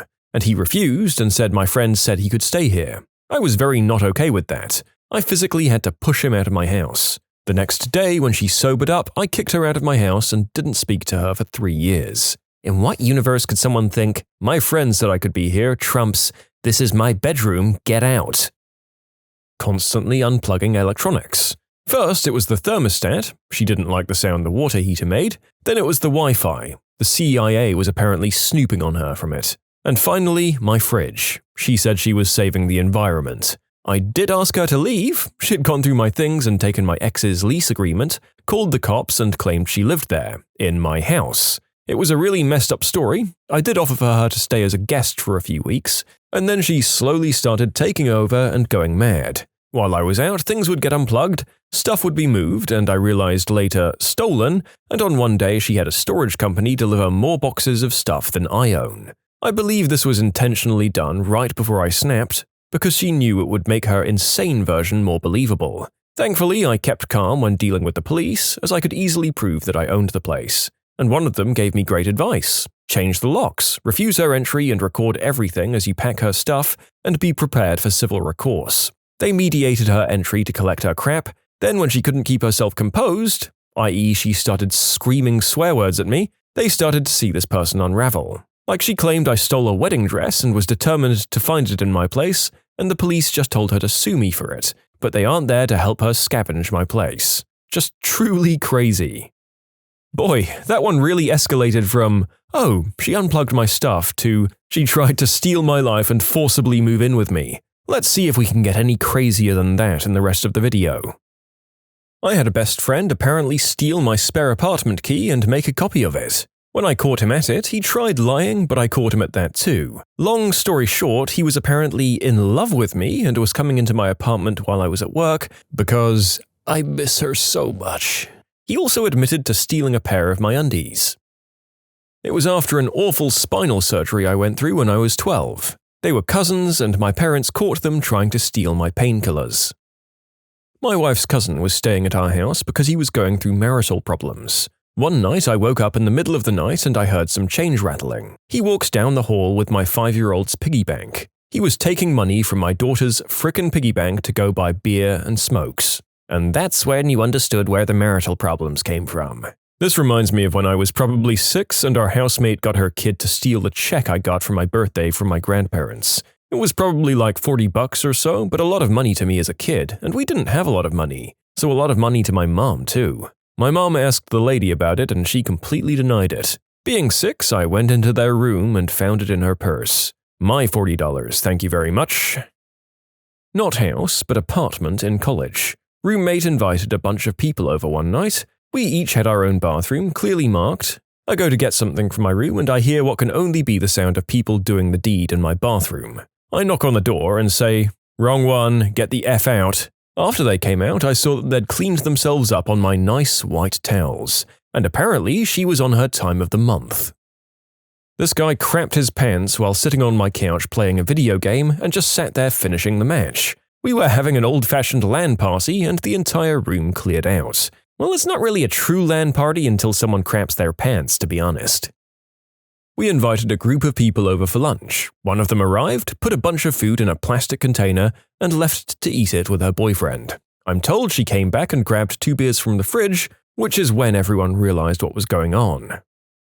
I was a kid, my mum had a friend and her son over. They were over for a couple of hours, and just as they were leaving, I noticed all of my video games were gone. I told my mum, she went to grab his backpack, and of course they were all in his bag. His mother immediately came to his defense, saying he's got a lot of games and must have thought they were his. It didn't even make sense, and she was acting as if nothing had happened. Anyway, terrible mother, the kid had no chance. He's now in jail for life with no parole for shooting and killing a cop during a substance bust.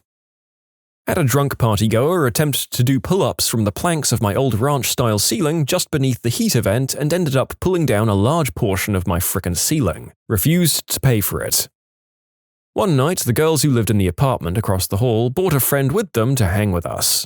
As soon as she walked in, she screamed, "This will be hilarious. College guys always get the crappy hand-me-down dishes from their parents." She walked into the kitchen, began pulling out pans and dishes and howling about how old and ratty they were. Our friends were mortified. When they tried to get her to be quiet, she talked louder. After 30 seconds of this lunacy, my roommate and I told her to leave. She threw a giant fit and called us the buttholes. Not my home, I guess, but I was renting a house and the landlady kept turning up unannounced and she'd let herself in. Then she'd give the key to people doing work on the house without telling us, so we'd, without warning, have strangers letting themselves into the house. It was a very stressful way to live. A babysitter stole my adult fun toy and blocked my calls. Like, really? I hosted a Sunday football game viewing. I bought all the pizzas and typical snacks and foods. I just wanted people to bring themselves and not worry about having to bring anything. One of my friends came by to say hello for about 5 minutes. She ended up taking 2 entire pizzas and she even bought her own Tupperware containers to take back dips, chips, wings, and cookies, so that she and her boyfriend could eat it at her own place while watching the exact same football game that we were watching at my place. My dog peed on the arm of the couch, the ottoman, and the fridge when I first got him, so that was pretty frickin' rude. Somebody left a small child in our house while they went to the grocery store. I rented a room to someone I knew since I was 12. He was using and selling H from my house. I found out and told him to get the frick out. He was too lazy to use the bathroom and went in bottles instead. I didn't know until I went in there after him. When I kicked him out, he'd thrown the pee all over the room before he'd left. Carved Third Reich symbols on my kid's bunk bed that I was letting him use. My grandmother took a family off the street who lived in their car. She lived alone, and no one was happy about it, but my grandma does what grandma wants. She goes upstairs to clean their bathroom and finds their crystal lab. Calls my uncle to ask if she should call the police, because she doesn't want to put the family into more trouble. Yeah, she ended up calling the police. A now ex-girlfriend came into my parents' home for only the 2nd time and said to my mother, "Wow, it's so tidy in here for a change, haha." I could see in my mother's eyes the thought process of how to slap her into the next century without making a scene. Thankfully, she laughed it off, but that was a big red flag for me. Yeah, I can imagine that sort of statement would actually induce heart attacks on those of us who heard it uttered to our mothers. Honestly, just reading this raised the narrator's blood pressure a tad. When I was in Cub Scouts, in 3rd grade nonetheless, my mum hosted a meeting for the scouts in my grade at school, where we built birdhouses for some badge or something. While we were waiting for everyone to arrive, me and the scouts who'd already arrived started playing in my backyard. One scout, let's call him Nate, told us he had to go to the bathroom real bad and left. When everyone arrived to start the project, I noticed that Nate was sitting at the edge of the table, looking down, and my mum was really angry, and was trying her best to suppress it. She asked me and all the other scouts if I'd given Nate permission to go into my room. Me and all my friends said, no, he said he had to go to the bathroom really bad. This response only made my mum even more angry and Nate ducked his head more. 5 minutes later, Nate's mum arrives and is apologizing profusely to my mum. Turns out, Nate went into my room, pocketed the $20 I'd been saving up, I got paid $2 a week for mowing the lawn as an allowance, and was stuffing my toys and video games into his backpack. My mum went upstairs to actually use the bathroom and noticed the theft taking place and caught him red-handed. He then lied to my mum and said I gave him permission to go into my room and he was just checking it out. But nope, my mum caught him red-handed and my mum is scary when she's mad. In total, he tried to steal about $150 in Game Boy cartridges, Pokemon cards, and toys and about 3 months' worth of allowance. Back in college, my roommates and I hosted a birthday party for a mutual friend at our apartment. Earlier that day, we gifted her a pet goldfish because she'd been talking about getting a fish. Fast forward to later that night, our male friend, let's call him Mike, decided he needed to find a way to impress our other friend who I'll call Darla.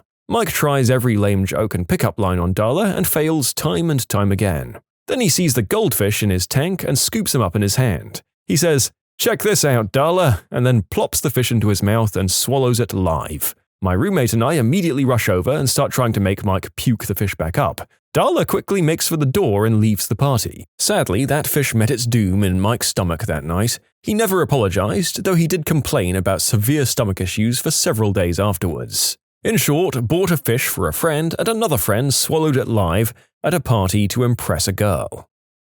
You can submit your own stories to be featured here on the channel. The story submission link is in the description below. And if you want to listen to some vibey music in the background, check out easymode, also linked below, and subscribe. When I was in like 2nd grade, I invited this girl over and we made popcorn as a snack, and not even 5 minutes later, this idiot decided it was a good idea to run all over the house, throwing it everywhere. This went on another 5 minutes while I chased her down. But the damage was done. The popcorn was in between couch cushions, under the fridge, under my bed, in my laundry basket, all over the damn floor. My mum ends up sitting us down and proceeds to lay it out on her, telling her what she did was disrespectful and to help clean up. She pouted and said no, saying since it wasn't her house, she didn't have to clean anything. She continued to pout as my mum called her mum and pretty much told her to leave and to not expect to be invited back anytime soon. I haven't spoken to her in a while, but apparently she got banned from the mall for trashing a Lush store with her friend, throwing food, dumping out products, and smashing bath bombs. So I guess she hasn't changed much.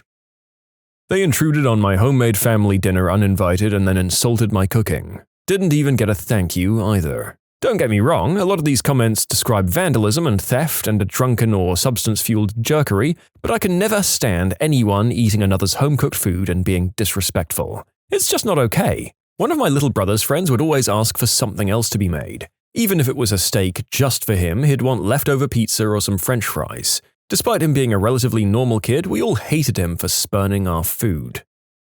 An old roommate peed in my cat's litter pan because apparently I deserved to clean up his pee. He was mad I wouldn't pay his rent for the 3rd month in a row. Absolute jerk. Told me that my food was crap and refused to eat anything.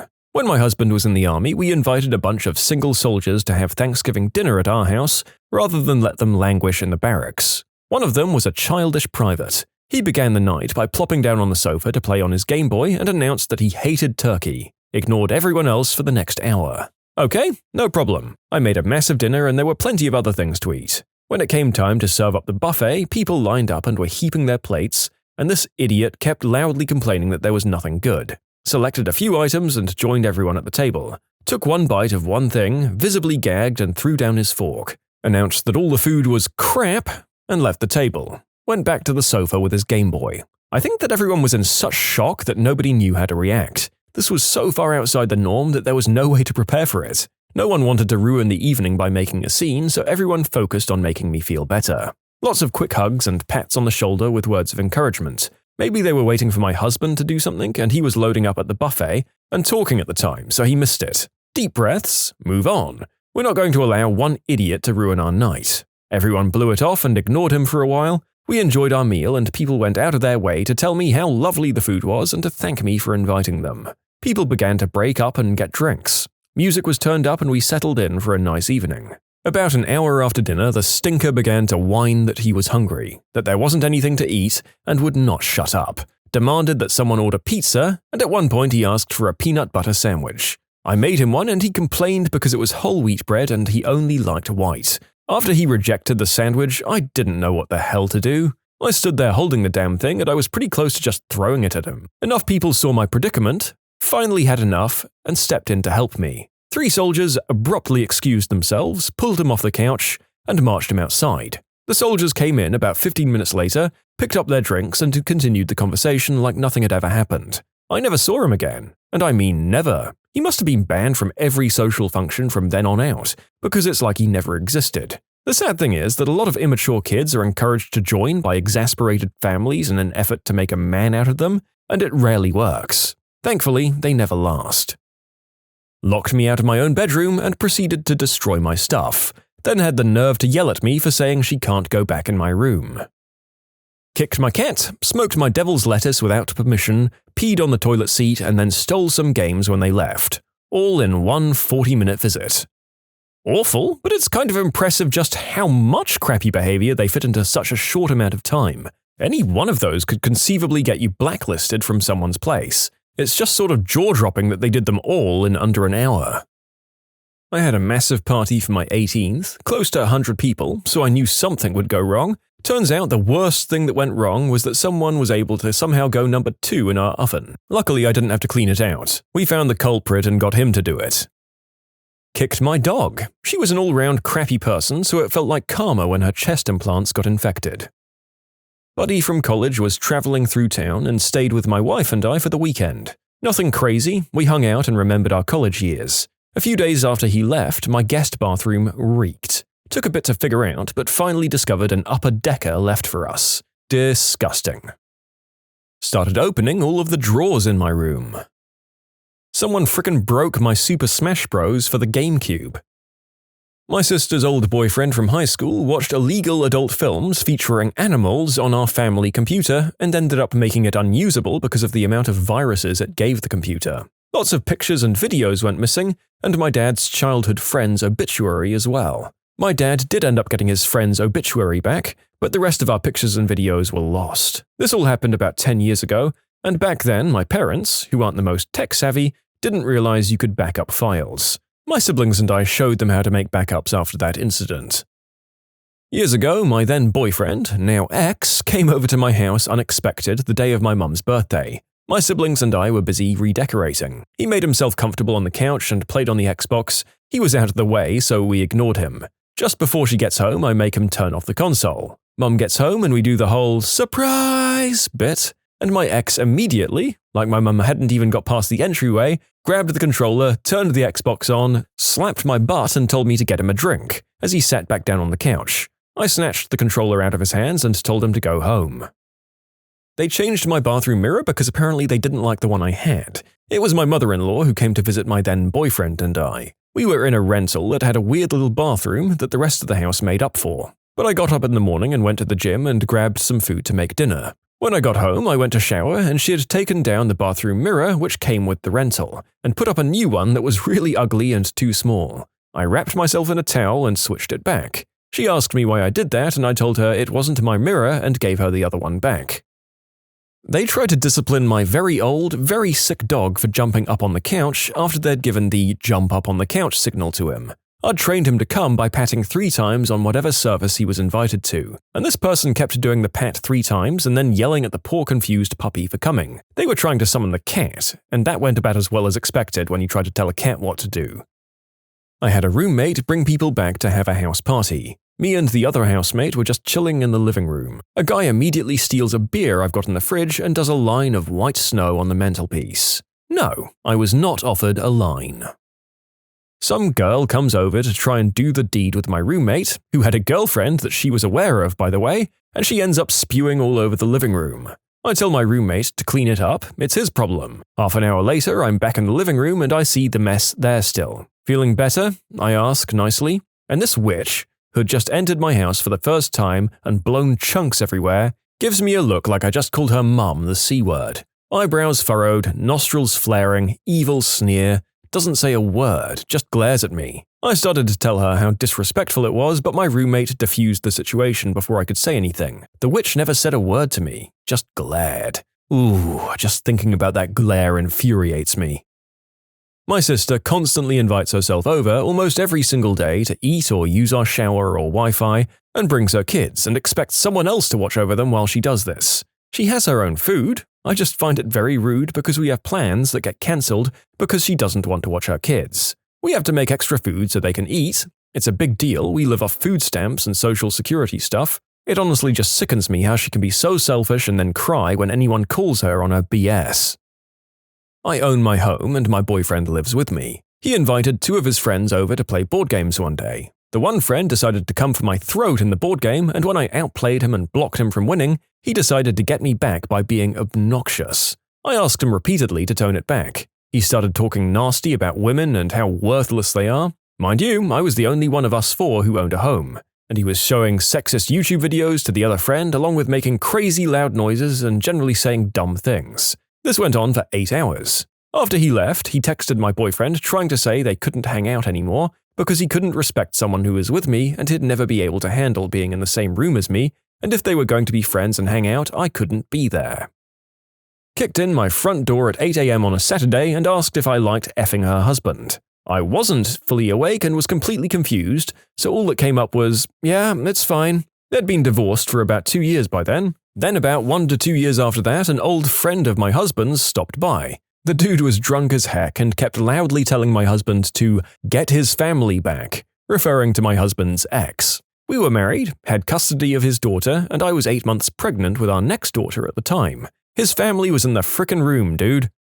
What are the deepest, darkest secrets you've overheard in your Uber? I could go on for days with these, but this one takes the cake. It's not a secret, just one of many insane experiences. So, I picked up a guy in a suit at around 6 p.m. on Tuesday near Venice, California. He told me to take him downtown, and as per usual, I asked if he had a preferred route, and he said, no, whatever's quickest. We get going, and the usual banter begins. So, how long have you been driving for Uber? I said, a year or so, it's a great job. He says, oh cool, where do you stay at? And I answer, in the valley. And he says, oh nice, nice. So, how long have you been driving for Uber?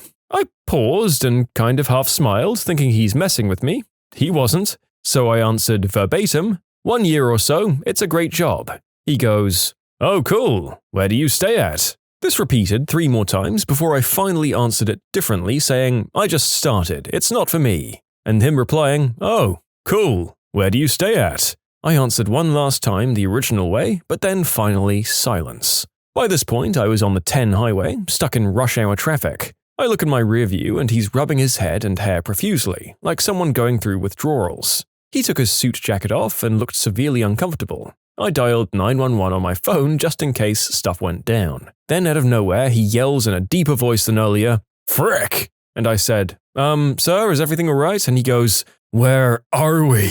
I said, on the 10 headed downtown. Is that still okay? And he goes, yes. At this point, by the graces of the universe, we ended up moving pretty quickly through the traffic. Then, right before we exit off the 10, 2 miles or so from his apartment, he yelled again, where are we? I said, sir, we're almost to your house. Is that still okay? And he goes, yes, that's fine. Once before we arrive, I pulled up to drop him off and he gathered his stuff, opened the door and looks back in at me before walking away and in the most genuine, kind way says, have a great night. Watch out for crazy people. I think of all the suggestions, substances do seem to be the most reasonable. Dementia is possible as well, but the way he was sweating and getting increasingly uncomfortable in the back seat makes me think that it was something artificial kicking in. Honestly, one of the strangest, creepiest events ever. Subsequently, I brought a taser, and luckily so, as this was just the beginning of several crazy incidents.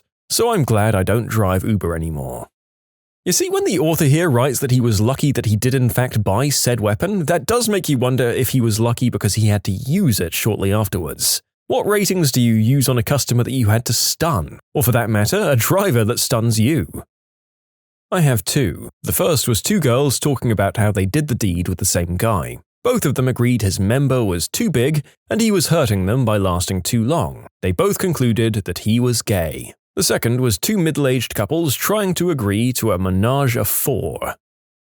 Had a driver tell me he was changing his name to Nilrim because it was Merlin spelled backwards and he was a wizard. Once I had an extremely drunk middle-aged couple fight for an entire 30-minute ride. They attempted to bring me into their fight many times. I just pretended like I was deaf and didn't answer when they tried to rope me into it. I had an Iraqi driver tell me he was an engineer in Iraq before the first Gulf War, and that he'd developed a superior means of gilding furniture, chandeliers and stuff, which you can imagine was hot in pre-war Husseinville. Well, O'Day wanted to go into business with him, but, and this is a direct quote, first, O'Day wants to be your partner in business, then he wants to be partner in your wife. Words to live by. I think I was the culprit in my story. I live in New York City and I had to call the self-deletion hotline while coming home in an Uber from work because it was the only place where I could more or less be alone. I was so thankful to the driver for being patient while I was crying and saying really effed up things. It was so obvious it was the last thing he wanted to deal with that night. My friend Ubers in my hometown picked up some really nice girls on the first Friday. They're talking about their plans for the next autumn. He begins to think he recognizes one of them, turns out to be my younger sister, and he tells me about it. And that's how I found out my little sister was moving to Spain.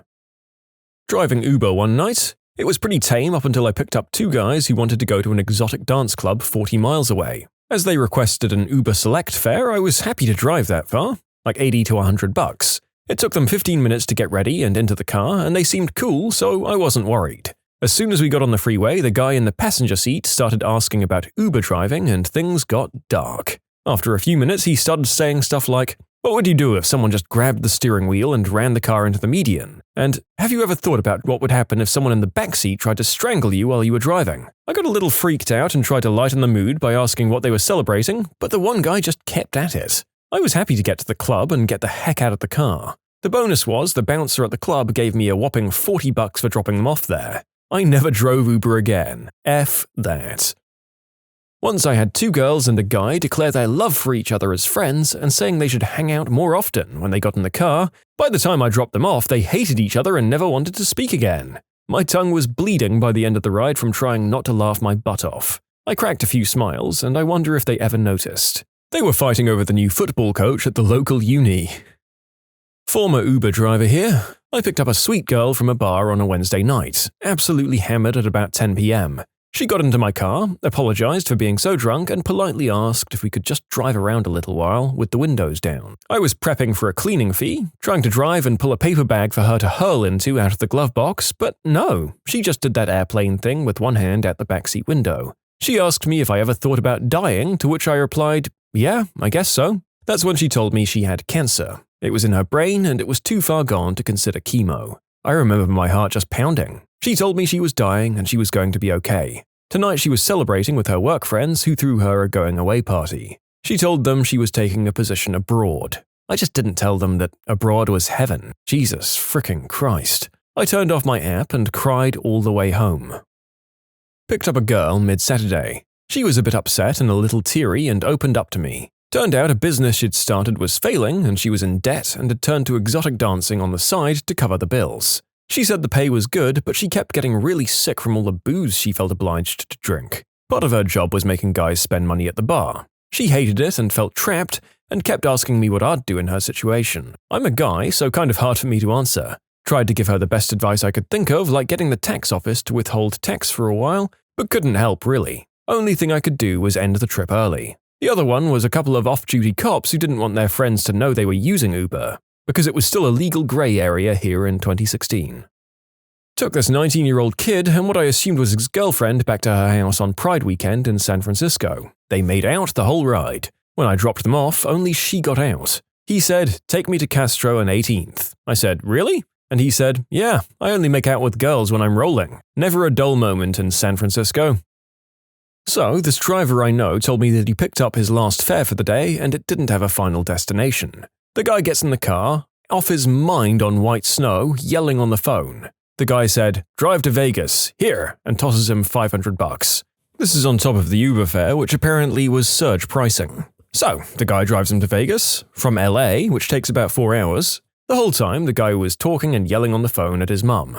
They get to Vegas and he drops the guy off at some mansion where the mum was outside waiting to yell at him. Apparently, the guy forgot about giving him the cash because he tossed another few $100 at him, got out the car, and split. I picked up a guy from a gay bar and he was noticeably coming on to me while I drove. He then confessed that he was one of the founders of a very popular gaming company and offered me $2,000 to come up to his room. He also refused to leave my car unless I kissed his hand first. Fun times.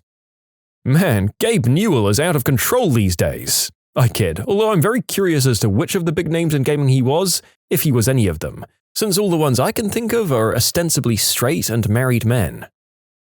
Never overheard a juicy secret, but plenty of interesting people. One time I had a group of 3 guys, probably around my age, their mid-20s. They seemed nervous, avoided eye contact, and were pretty much silent from the moment they hopped in. I tried confirming the destination, asked how their night was going, but only got muffled mumbling in return. As always, I worked out the situation in my head in a rather calm, rational manner. Something like, are these guys trying to rob me? Jack my car? Did they just kill someone? Am I an accessory to murder? Do they have knowledge of the impending apocalypse? But as my paranoia routine wound down, I slowly started to realize what was going on. Between the beads of sweat, occasional jaw clenching, and finally random giggle outbursts, these kids were just frickin' tripping.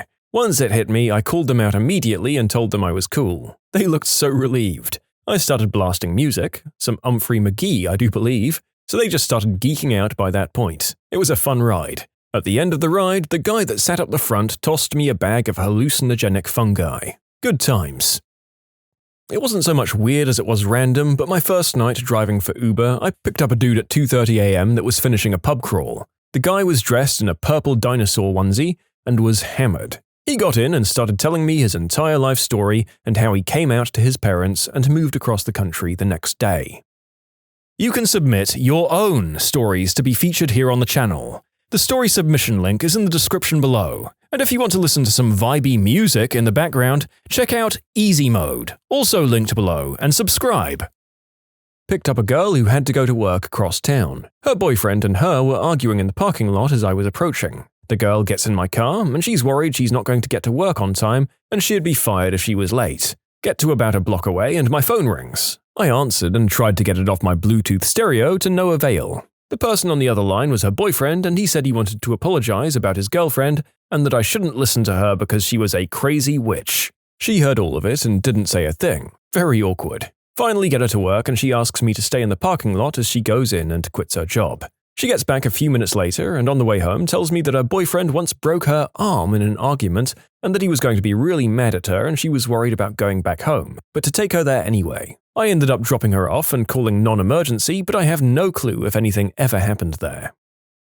I had someone get in my car, told me he's in his late 20s and that he's doing the deed with the girl who just recently turned 18. I awkwardly told him, okay, good for you, and he proceeded to tell me that it's not, that his life sucks and everything he does to make himself happy doesn't work. He told me that he watches lots of vids of people self-deleting and he wishes he had the courage to go through with it himself. He told me he's going to go to San Francisco and spend every last penny he has on vacation and to just jump off the Golden Gate Bridge when he's done. I didn't really know what to say to that. When I dropped him off, I told him I hope things start looking up, and he just said, they won't, they never do, and left. He also asked weird questions like, if I hit you, would you kick my butt? When I said I'd rather no one hit anyone, he said, dude, you'd whoop my butt, I'm a frickin' piece of crap. I hope he got help.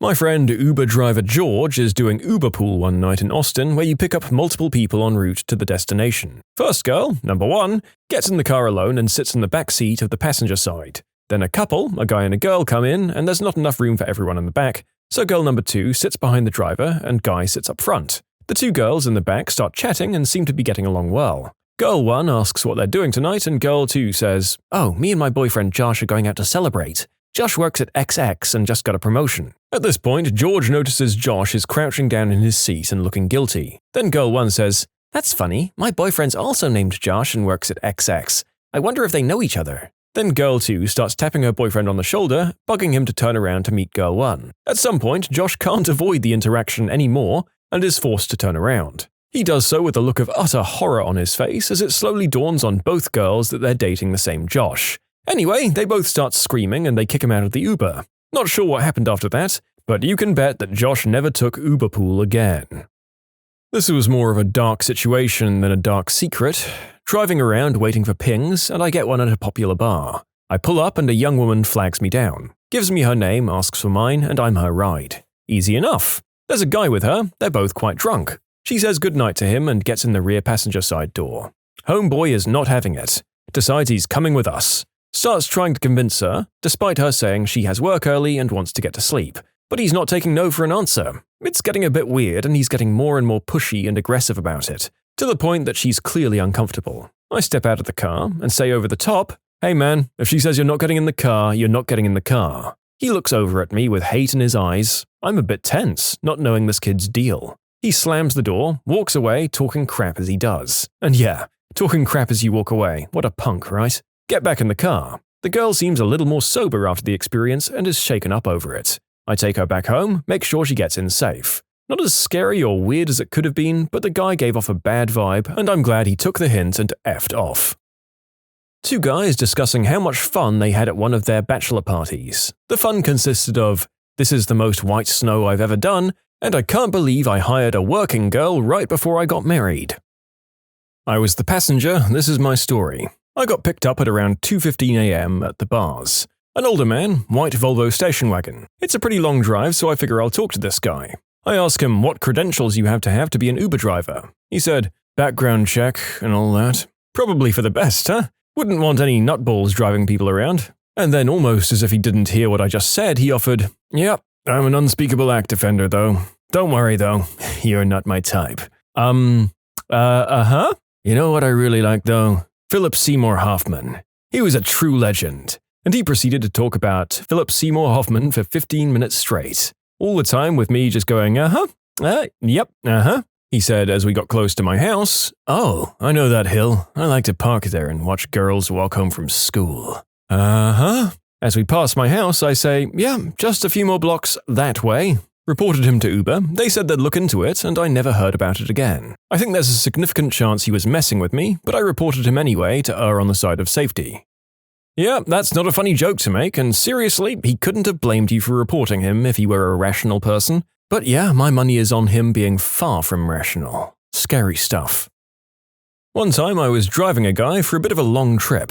It was going to take around 25 to 30 minutes. He wasn't hammered, but definitely a bit drunk. It was late and he must have been feeling a bit down, so he confided in me and asked me for some advice. He told me he's madly in love with his fiancé's best friend and he couldn't back out now. He's been with this girl for 4 years and engaged for 1. He was ready to be married in a few months. It was pretty sad to hear, because it wasn't just your average story. It was filled with a lot of subtle emotional and mental anguish. The guy went through about 5 years of ups and downs with this girl, and found an innocent friend and comfort in the best friend. After a few years, he developed feelings, and it was just downhill from there. I felt bad for the guy because he seemed like he was truly in love with his fiancée too, although he had strong feelings for this friend. He knew that going through with the marriage meant a lifetime of being around the friend and suppressing feelings, but also breaking it off meant that he lost the girl of his dreams. Seemed like a genuinely nice guy, and I hope he's doing okay. Picked up 2 guys. They were talking about how they were going to keep hiding their relationship from their wives and children. Pretty messed up stuff. My mum does rides in San Diego, which is a city that loves its Navy, and is where future Navy SEALs go to BUDS, or Basic Underwater Demolition Training. My mum was telling me one time she gave a ride to a young man who was about 20 years old. He'd been fighting to become a SEAL his whole life and ended up falling asleep on the last day or 2 of BUDS and getting dropped for the season. He was just as crushed though because he'd made it through everything before and now he'd have to wait before being able to enroll again and would be starting from scratch. Anyway, during the ride he started to open up to my mum about his other passion, which was medicine, and she suggested that he chase that dream instead because he came off as a very caring and devoted person. At the end of the ride, he asked her to step out of the car so he could give her a hug, and a huge thanks for lending an ear and giving her an honest opinion about the situation. He also left her his phone number so that he could give her a call and let her know what he'd decided to do. A few days later, he gave her that call and said he'd returned back home to Texas and would start taking courses to pursue a career in medicine. I once drove some well-dressed Russians in between bars on the west side of Chicago. I used to work for a Russian-owned cab company, and I do understand a little Russian. I heard 2 of them talking back and forth about something one of them was very anxious about. The phrases that jumped out at me were, "This is death, this is serious, blood is on me, and I'm not a bad man." The other guy was just mainly telling him to relax a lot and telling him, "There are no fools here," or something along those lines. Upon dropping them off, like an idiot, I temporarily blanked that I'd just heard parts of a seemingly harrowing conversation, and I said, "Dobroy noki," which means good night. One of them heard me, the older guy telling his colleague to relax, and he just stared at me. Then he came around to my window while reaching into his coat pocket, which scared me crapless. He then pulled out $100 and said in English, "My friend, do we understand?" I just took it, nodded my head in the affirmative, and drove off. I didn't take any rides for the rest of that night. Not so much secrets as they are things that people don't normally say or do in front of strangers. I picked up a divorced father whose buddy paid for his Lyft ride to the bar. Why? Because he was supposed to see his kid that evening for an overnight, but the wife had the authority to dictate the terms to him of seeing his own child no matter what, and she wasn't feeling it. Granted, I definitely got one side of the story, but it was frickin' terrible to see a man who desperately wanted to spend time with his kid be completely blocked from it over bullcrap. California had given dads so little rights, from how this guy described it, so that even though he had a stable job, good house, and was willing to pay for a hotel so he and his son would stay in the town the mum lived in, it was a no-go. That was a tough one because I was so powerless to help. The other one was where I picked up a girl to take her straight from work to the hospital to see her dad. Her mum had called her work to make her end her shift early because it was serious. Her dad had cancer. I dropped her off and was like, God, I hate this job because I'll never know how her night ended. I was wrong. Next night, I'm taking people home from bars and two guy friends took her out to get wasted because her dad had died. They were being drunken idiots, so when I took them to get pizza, she came outside and we talked about it a little.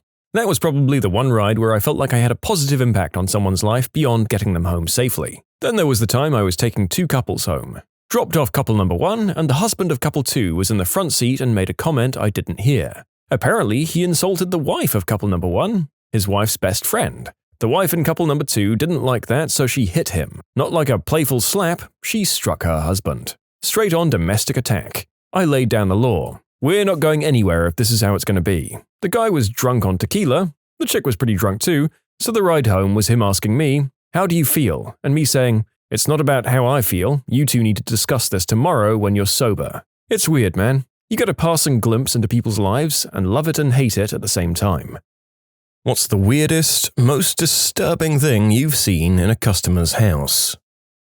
I was a carrier for the post office. When you first start, you only have one route, 1 day a week. Every other day, you cover for someone who calls in sick or is on vacation or something like that. So one day, I covered for a different carrier who was sick. I got to one house and they have like 4 packages. On the front door, there was a sign that said, "Please don't knock or ring, just open door and leave the packages behind the door." So I'm like, okay, this is weird, but whatever. It must happen a lot because the sign was old and dusty. So I opened the door, went in, and the house is normal. I bend down to put the packages down neatly. As I rise back up, there's this old dude who had to be like 60 or 70, just standing there in really tight jeans, a really tight tank top, with a clearly dyed jet black mustache, drinking beer out of a can with a straw. I naturally got scared for a second, so I told him, "Sorry, you scared me. I didn't see you there." And he just says, "That's because I wasn't here." So I just say, "Well, I'm sorry," and start to leave, and he says, "Hold up.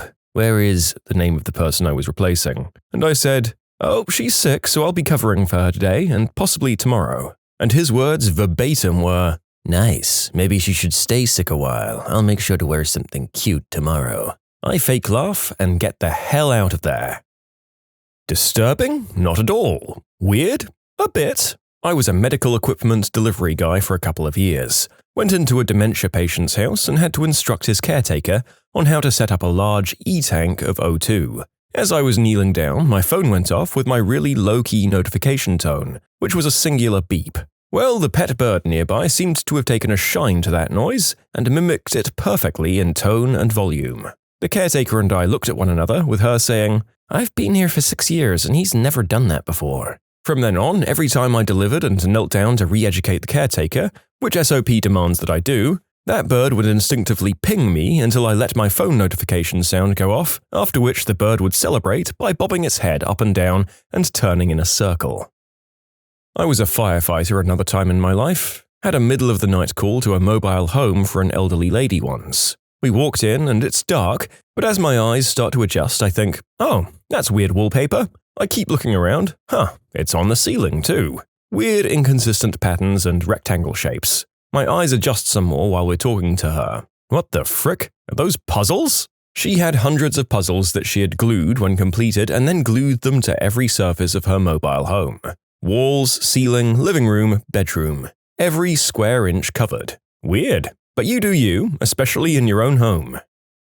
What a puzzling situation. But I'm glad you were able to piece together a respectful attitude to her decoration style. That's it. I could think of 2 puzzle-related puns, and the second one was a real stretch. But that's after leading my brain on a 2-hour jig. Saw what I did there?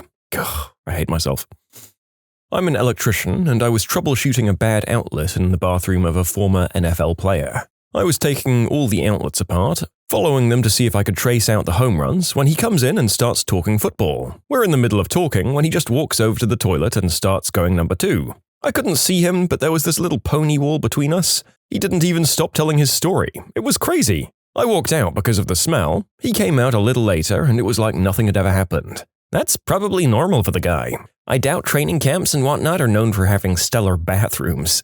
I remember a story about a player being gifted a game ball by the coach because he managed to take a crap while on the bench in the middle of the game without someone noticing. I used to deliver oxygen to people's homes. I saw plenty of weird things, lots of hoarders, but this one took the cake. He didn't want to let us into his house, but I had to do a home safety assessment before I could set up the equipment. He was anxious about letting me in because his house was a mess. He kept telling me about his messy house. I came to find out it wasn't just messy, it was filled with 200 chickens. He was proud of his show chickens and wouldn't let them live in a barn or coop. That's probably why he needed oxygen. The smell was unbearable. Other than that, he was a super nice guy. I was a paramedic in Oakland, and once I was in a home where a child had been bitten by a rat in her crib. As we were standing there talking to the mother about her options, a rat walked up to one of the firefighters and bit his boot. The firefighter stomped the rat to death, and the rat was taken to the health department for testing. That was a strange situation.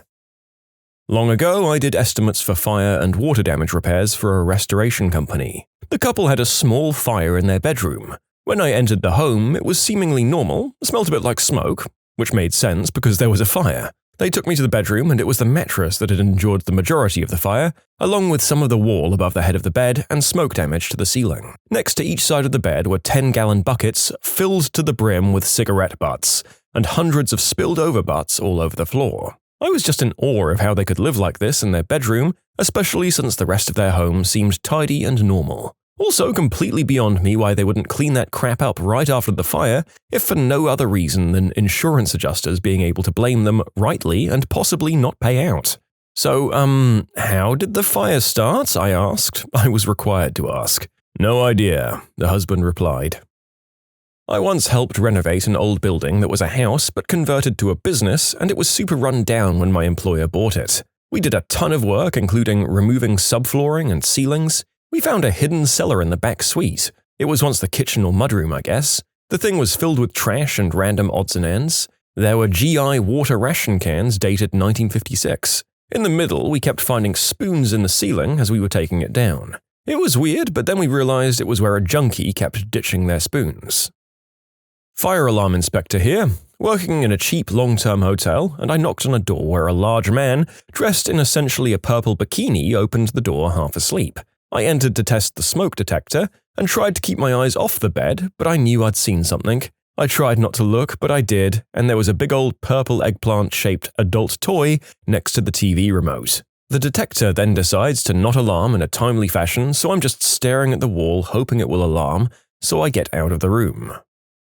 My boyfriend is a locksmith. During the 2008 recession, Las Vegas had hundreds of thousands of homes getting repoed or abandoned. The company he worked for would have him go and change the locks to keep people out, and usually this happened in the middle of the night to limit the possibilities of running into ex-owners of the properties. I sometimes tagged along, mostly to explore some of the ridiculously big houses that people had just left, but I also helped some of the time. This one house looks totally normal from the outside. You couldn't tell any difference from any of the other cookie-cutter planned development homes. But inside every room, there were these time-out dolls. If you've never seen them, they're a doll that stands against the wall with its hands up to its face, even more creepy usually since they have no face, but they look like a kid hiding their face or pouting after being put in timeout. When I say they were in every room, I mean every single room. And not just one, but dozens lining the walls. Not laying down, but standing up against every wall of the house. The house's electricity had been shut off, so all we had was flashlights. Walking into each room, it didn't get less creepy seeing doll after doll. He's already afraid of dolls, and this made it so much worse. Altogether, we counted 63, but there might have been more. I was installing alarm systems, and one day I went out on a service call. I stepped into a literal cesspool, and thank God for my plastic booties to protect my shoes from walking on their disgusting carpet. I was shown to the alarm panel, and when I pulled the panel off the wall to see why it wasn't powering on, an army of roaches started scurrying out of the wall. Turns out the panel died because several roaches had electrocuted themselves on the circuit board. I used to do flooring, and there was this one time we had to get up the subflooring due to water damage. Underneath it there was a black garbage bag. When I opened said bag, it had a bunch of women's clothes in it. Didn't think anything about it until we dumped them out and found bloody ripped undies and torn dresses. We told the owner we had forgotten some stuff at work and wouldn't be back until tomorrow. We called the police and never went back. The house was soon up for sale a month or so later. Food bank delivery to homebound elders. I always fill 2 banana boxes of all types of food and deliver it to his house. One time, after delivering to him for 3 years, I had to come inside because he'd hurt his foot. He had never thrown out a single box. They lined every wall and entrance. He built a castle around his bed and a series of paths through his house. It was like those pillow forts you could make as a kid, but with boxes. I asked him if he wanted help getting rid of them, and he said no, that it was fun and helped with his dimension. He was super fun. I mean, I guess cardboard boxes are a lot safer than some of the other things that people can hoard up big piles of to inevitably fall on them. As long as they're not alone and they have daily visits for food, I think that guy was all good. I tutor privately, so sometimes I meet clients at their homes. One lady had a huge shrine to Bob Burdella, which is really confusing because usually women attracted to serial killers gravitate towards the attractive ones. I did apartment maintenance for a while. We started quarterly inspections, and the first day we opened the door, the smell that came out to us was indescribable. The guy who was with me was ex-military, and he said that we were about to find a body. As an employee of the maintenance community, it tends not to be a matter of if you ever find a body, but when. He told me that he'd go in alone if I was uncomfortable with it, but I went in too. We didn't find a body, but we found a mountain of trash that took up the entire dining area. And honestly, just trash everywhere that accounted for a lot of the smell. Most of it was food packaging. We also found a dog, a very sweet golden retriever that was starved for attention. It was obviously just being left to go number 1 and 2 all through the unit. It probably hadn't been outside in weeks based off the smell and general condition of the unit. We went outside, locked up, and called the property manager for her to come by. While we were waiting, the tenant came home. The look on his face when he saw us was terrifying. The manager talked to him and they set a plan about cleanup and gave a time frame for him to get the unit back in order. The other maintenance guy stayed with him for a while that evening. When we left the unit, he was sure that the guy was going to self-delete that night. Turned out the renter had recently gone through a very rough divorce where his children had been removed from him with very little warning and he was spiraling. I left the company before I learned how it all ended. I hope he's doing better. You can submit your own stories to be featured here on the channel. The story submission link is in the description below, and if you want to listen to some vibey music in the background, check out easymode, also linked below, and subscribe. I delivered pizza for about 2 years. I had to deliver to a local motel pretty frequently. One day I went to deliver, and a large lady, I'm talking 6 foot, 220 pounds, was decked out in leather attire. She answered the door, ready to get down to business, and then immediately closed the door and threw a robe on. She apologized profusely and then tipped me $10 for the situation. Sure, I could have gone in, but when these situations come up at 16, you never play them like you think you would. Also, she took one look at me and probably thought I was way too young to be her client. Damn baby face, I look like I'm 20 and I'll be 30 soon.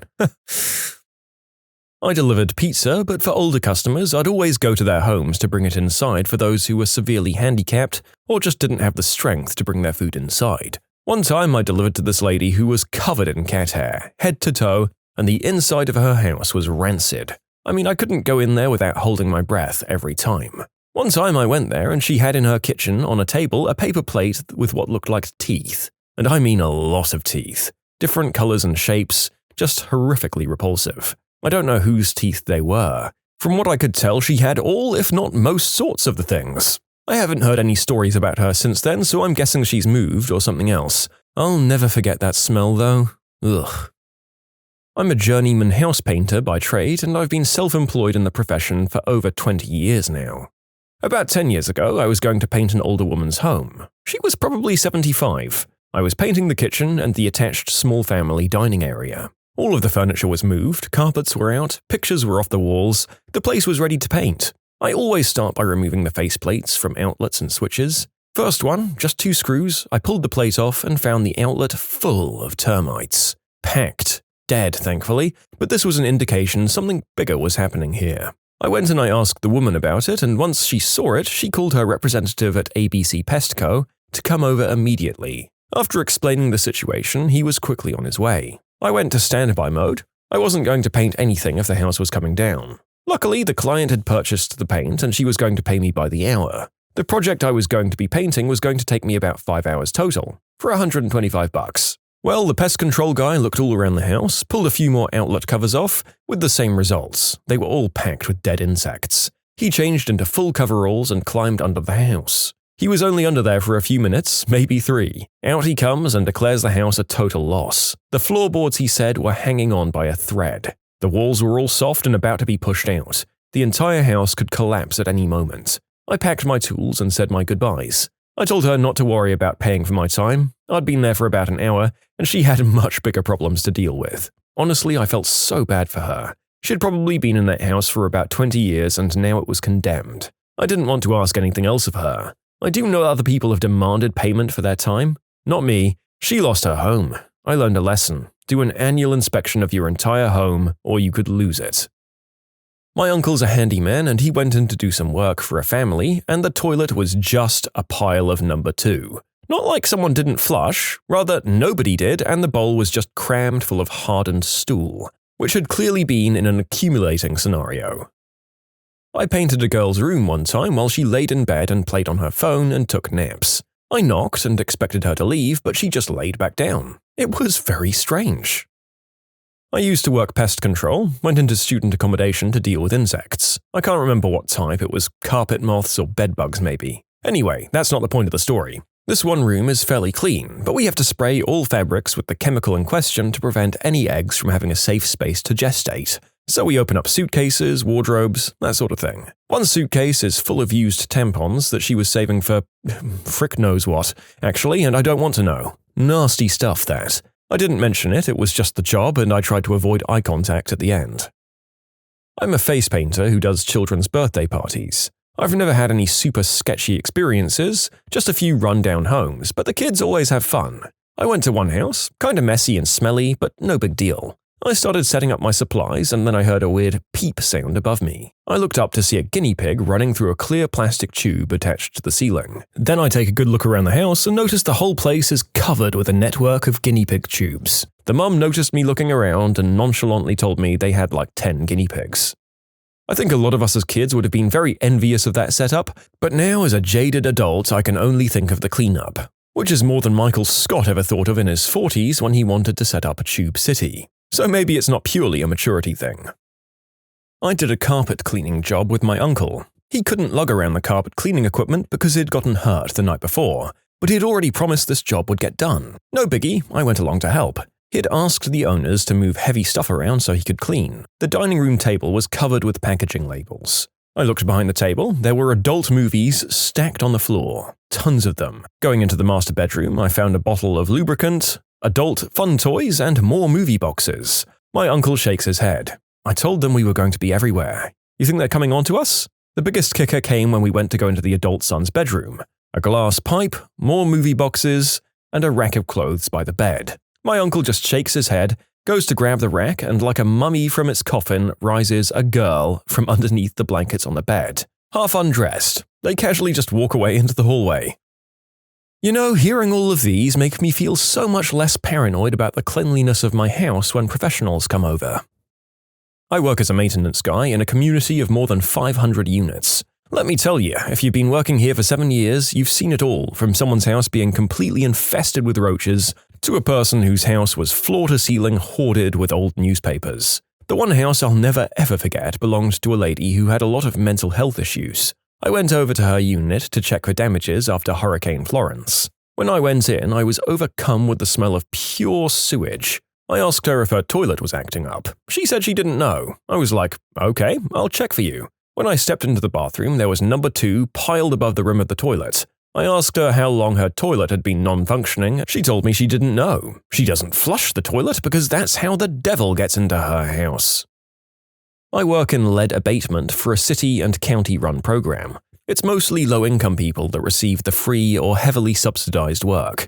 The people receiving the work are out of their homes for a week or two while we work. So many people will just leave so much food out. This one lady was going to be out of her house for 2.5 weeks while we did a bunch of stuff. This witch left a full, raw turkey just laying out on the counter. Of course, we toss it by day 4 because it's starting to stink and attract a lot of flies and bugs. A week later, she came by and wanted to get it to cook it, and became incredibly hostile when we told her we'd had to throw it. The city ended up buying her a new turkey that evening. Another family left about 10 pounds of raw chicken on their stove. Like, not in a pan or a bag, but laid out directly on the stovetop. We threw that crap out as well. One of the more recent ones was a house that was occupied by a group of Nepali immigrants. There was about 3 full families, about 15 to 20 people living in one house. Apart from the human waste in the basement and the dead chickens they left around, they had a little chicken coop in the basement as well. Their house was infested with roaches. Not like seeing one a day, but opening a cupboard and dozens falling out. It was so disgusting. Then there was this other guy, a piece of crap who kept his dog locked in the basement for days at a time.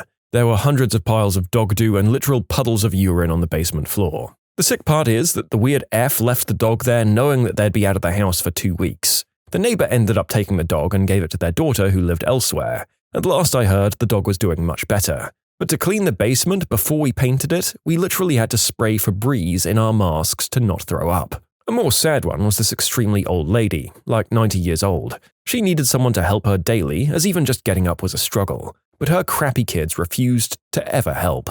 There was a hole in her living room ceiling going into the bathroom. Like you could reach your arm through and wave to the people below. It was right next to the toilet and had just rotted out because whoever installed the toilet didn't use any type of ring seal. Every time you flushed, crappy #1 water would just splash downstairs. They had a red Solo cup taped to the leasing pipe to catch the water. And now for the ethically disturbing stuff. This program was for people with children under 8, because lead has been linked to numerous developmental disorders like autism, and due to limited funding, in order to get the work done, the people had to prove they had a child in the house at least 4 days a week. Holy F. So many people messed with this, claiming they watched their niece or nephew 4 days a week and potentially taking away the ability for someone else to have the work done that actually had kids at risk. This one slumlord, who was renting to the dog guy mentioned before, really effed with the system to get 8 houses done for free or very close to free. The total amount for the work done was above 200 grand. People even went as far as taking lead paint chips from a different house and putting them in or around their windows to cheese the tests. I went to install a tube-style skylight in a bathroom. The owners had the gayest bathroom I've ever seen. It was impressive. Think Roman decor, marble, and just everything involved a man's eggplant. Light switch, toilet paper holder, towel rack, shower curtain hooks, all of it was just shaped like male anatomy. Students, have you ever lost it at a teacher? We got this admin in my school who we've nicknamed the Pickinator. In my sophomore year, she was patrolling around the school, fricking Dolores Umbridge style. She loves ruining kids' days and she busts kids for the most minor of things. This really annoying kid that no one likes came up and snatched my backpack and ran. So I ran after him and ripped it out of his hands.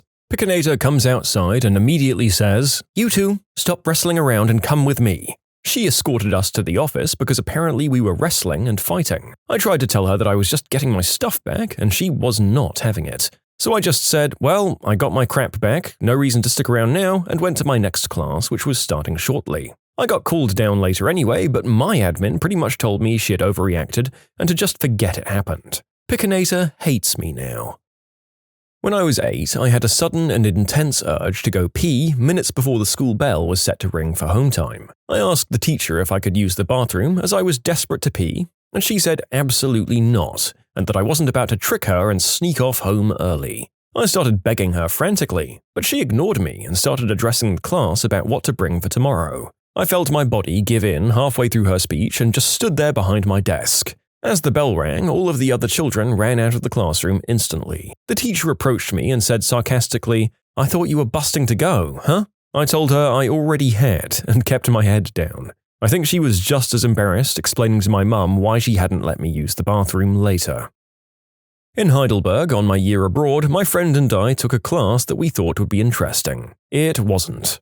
The teacher was a complete cow who hated her non-German students, and as we were the only 2 that semester, go figure, she was okay-ish with me after learning I was part German, but awful to my friend. We missed 2 classes overall, had to return to our own universities for a bit. This was agreed beforehand. so we missed 2 of her classes. Every other time we went to that class was together, so we missed the same amount of class. However, that woman told my friend she had automatically failed her class as she had missed 3, but I was fine as I'd only missed 2. We both decided to never go to her class again or sit her exam. Oddly enough, that exam never showed up on our year abroad credits, and we both passed with high marks. A racist German? I didn't think that was possible. Okay, look folks, I'm going to level with you here. I wanted to make a pun about not seeing that coming in a slightly more blatant form, but I'm not sure whether that would have gotten the video taken down, so you get me being sad and indirect about it instead. My 2nd grade teacher was Sister Bridget. Bridget did not like me at all. One day I was feeling ill and I asked to use the restroom. She told me I was lying. As she tried to tell me why I was a liar, I chucked up all over her shoes. 8th grade science class.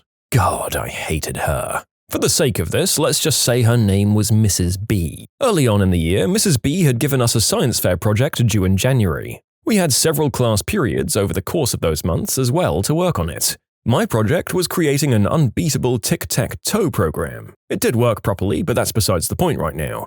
Because it would take significantly longer to have 20 people, the amount of tests we had to do, each play 3 rounds with the thing, I asked her if we could do fewer and she agreed, allowing me to only do 7 people, which I got done shortly before the Christmas break. Only about 1.5 school weeks until the project was due. I made sure to thank her for letting me do fewer, as I would have never gotten it done in time otherwise.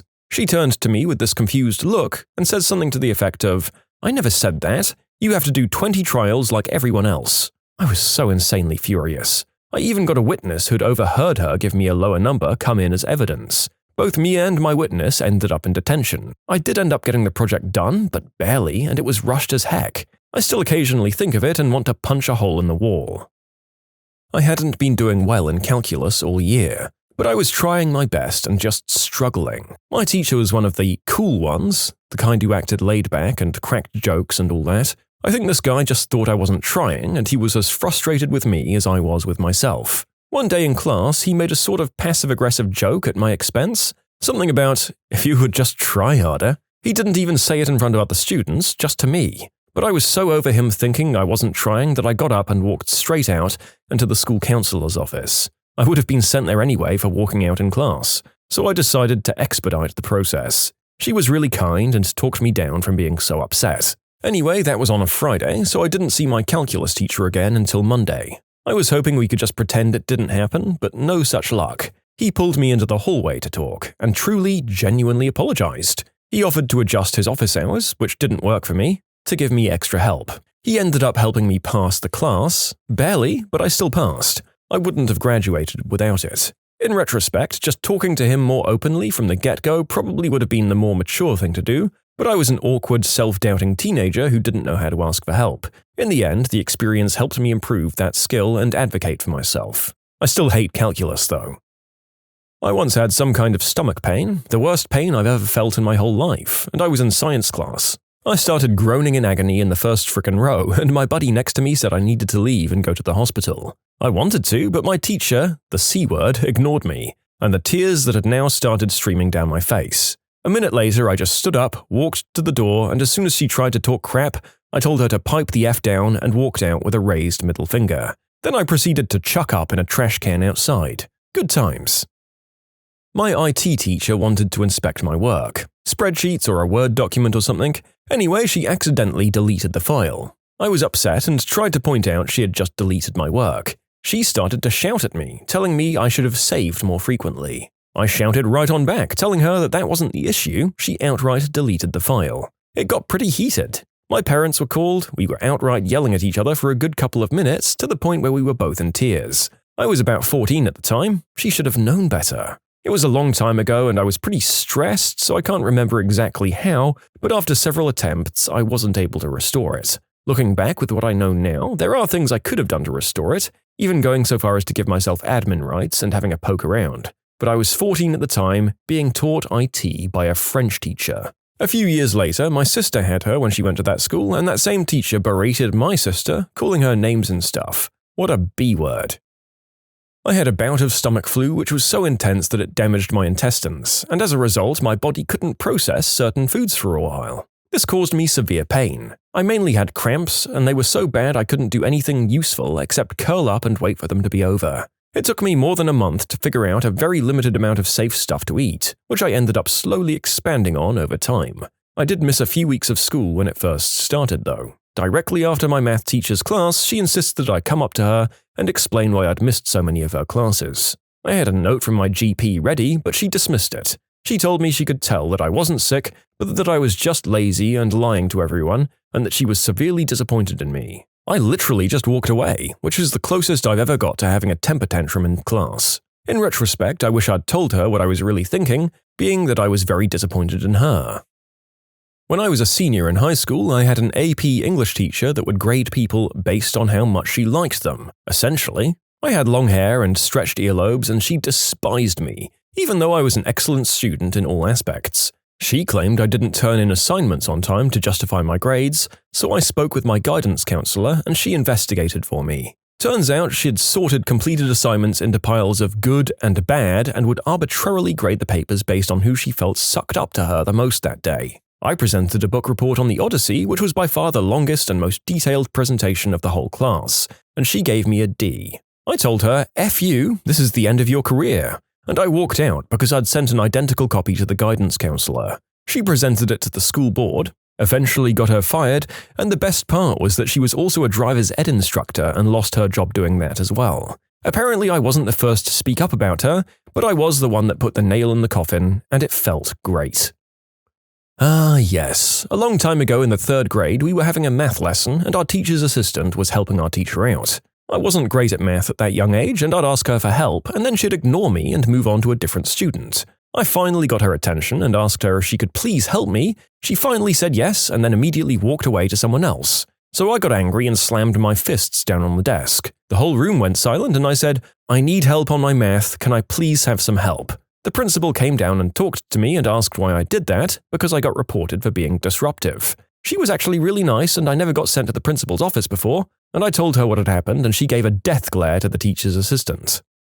Which hopefully implies that there was actually some sort of disciplinary action and not just a stern look as a punishment, because educators who pull crap like that probably should be talked to. Hopefully she turned her act around.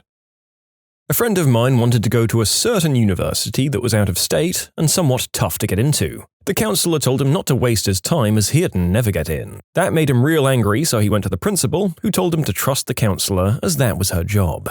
He applied anyways, got accepted, and taped 2 copies to the counselor and principal's door. He couldn't afford to go anyway, but he was trying to prove a point. I once flipped out on my German teacher. I'm German, by the way. She obviously didn't like me, and her marks were biased as F. This one time she gave me an F on a poetry interpretation. Grading that is ridiculous, as you can just interpret it as whatever, and the mark depends on the teacher's mood. I always got an A for grammar because the witch has to give me credit where my work is quantifiably good. After handing the papers back out to the students, she did some debriefing about the whole thing, comparing what everyone wrote. She told the whole class how good my thoughts on the poem and some of the passages that I wrote were, and wanted me to read out loud what I wrote. I just said, "You gave me an F," stood up and left. C-word. You can submit your own stories to be featured here on the channel. The story submission link is in the description below. And if you want to listen to some vibey music in the background, check out easymode, also linked below, and subscribe. When I was in high school, we had the small, angry teacher that played rugby, or at least tried to, who was always belittling students to feel better about himself. One day we had phys ed and our teacher couldn't come, so the little and always moody teacher that played rugby came in to replace her. The little teacher was trying to show off his skills at rugby and making our class play some game where we had to tackle whoever had the ball. We didn't tackle hard enough, so the little guy joined in to tackle some students and show off his grandness. He was having fun being unstoppable and yelling at us if that was the best we got. I was kinda mad, so I just went running at full speed at him. Little teacher got tackled and hit the ground so hard. That was something our class laughed about all year. My 8th grade math teacher. She was the absolute worst and ruined any appreciation I had for mathematics forever. She'd purposely skip chapters and mark correct answers wrong if you wrote numbers a certain way. For example, you never put that little dash at the top of your number 7s or your answer was wrong. Also, pop quizzes. She had this rule where a pop quiz could cover any material out of the book, even if it was something we hadn't gone over yet. And it's not like we could take the book home to study. It was one of those classes where the textbook had to be left in the classroom. I just quit doing any work for her after that. It royally teed her off. When I was in high school, a girl absolutely lost it at my math teacher. The way the class generally went was we'd go in and we'd have the day's assignment written on the board. Then he'd spend the first 20 minutes of class teaching new concepts and going over problems. Then he'd give us about 30 minutes to work on our assignments and sit at his desk and answer questions. Overall, I really liked his style, but some did not. This one girl, for example, clearly didn't. About 3/4 of the way through the year, she snapped. The class was no different than any other. He explained the new stuff, did some examples, and then said, "Anyone who needs individual help, just line up at my desk and I'll be happy to help." She frickin' lost it. "What do you mean? That's it? I don't want to wait in line for 20 minutes. Help me now. This is frickin' bullcrap. F you." She was getting angrier and angrier. And to my teacher's credit, the angrier she got, the calmer and quieter my teacher got. And the calmer and quieter he was, the more furious she'd get. He said, "Now I understand you're upset. How about we go to the hallway and talk about this?" No, fricking help me with this crap here and now. Now there's no need for that kind of language. We can discuss this civilly. I'm happy to help you any way I can. F you. F this. I hate this fricking school. Look, I'm sorry you're so frustrated. What can I do? She was now screaming as loudly as she possibly could. Get effed. F this. F that. F everything. Which devolved into incoherent screaming and cursing after a while. This is when the principal walked in and took the girl out of class. The teacher left for a moment to talk to the principal while we could hear this girl screaming all the way to the office, just every expletive in the book, all directed at the teacher. When it was all over, the teacher calmly walked back in, stood at the front and said, "Well, anyone else have a problem with me? I'm happy to discuss it if we can be civil." And no one said a word. Okay then, anyone who needs help, come see me. Class went on like normal after that. In retrospect, the teacher handled that crap like a frickin' pro in every possible way. Never saw that girl in class or in school again. So something had to have been going on to set her off like that, but I've never seen a student go off like that before or since, and I've worked as a teacher and sub for nearly a decade. Something had to have been going on with that girl, but I have no backstory for her. I don't know if she was struggling with grades or with that class, or if that teacher had said or did something to set her off that I don't know about. I just know what I saw in class. I'm certain something was going on with her to set her off, either at home or at school. I just think that math class was her last straw for whatever reason. I had a teacher at our private college that enjoyed calling everyone stupid and that we were only studying there because our parents showed how much they earned. There was a lot of scholarship students, myself included, but I guess who cares about that? I can't be quiet when I hear these sorts of things, so we discussed almost every class. She failed most of the class on the first course, we fought with the dean and she let us do another test with another teacher. And guess what? Everyone passed. On the second course with this one jerk teacher though, she failed us again, but this time the dean said we were being dramatic. The teacher decided that there would not be a test, only a group presentation. She settled the groups. I got stuck with 2 lazy guys who did nothing. I did the entire paper and the presentation. Both of them got a 9, which is an A, and I got a 7, which is a C-. It was the last time I did a paperwork with the names of the people who did nothing, no matter who they were. I needed a C to pass and failed because of 1 point. I tried to talk to the dean, but she didn't listen to me. She said I had to do the course again. I could do it with another teacher, but I chose that lady. I was the worst student she ever had. I sat in the first row, always made a fool of her, once I made her cry. The next year she wasn't a teacher there anymore. She made me lose my scholarship because of that grade, so I don't regret it. I'd do it again with an extra bit of cruelty. I still don't know why she started it, and it wasn't my class only. I really don't understand why she was a teacher if she hated her students that much, to the point where it became personal.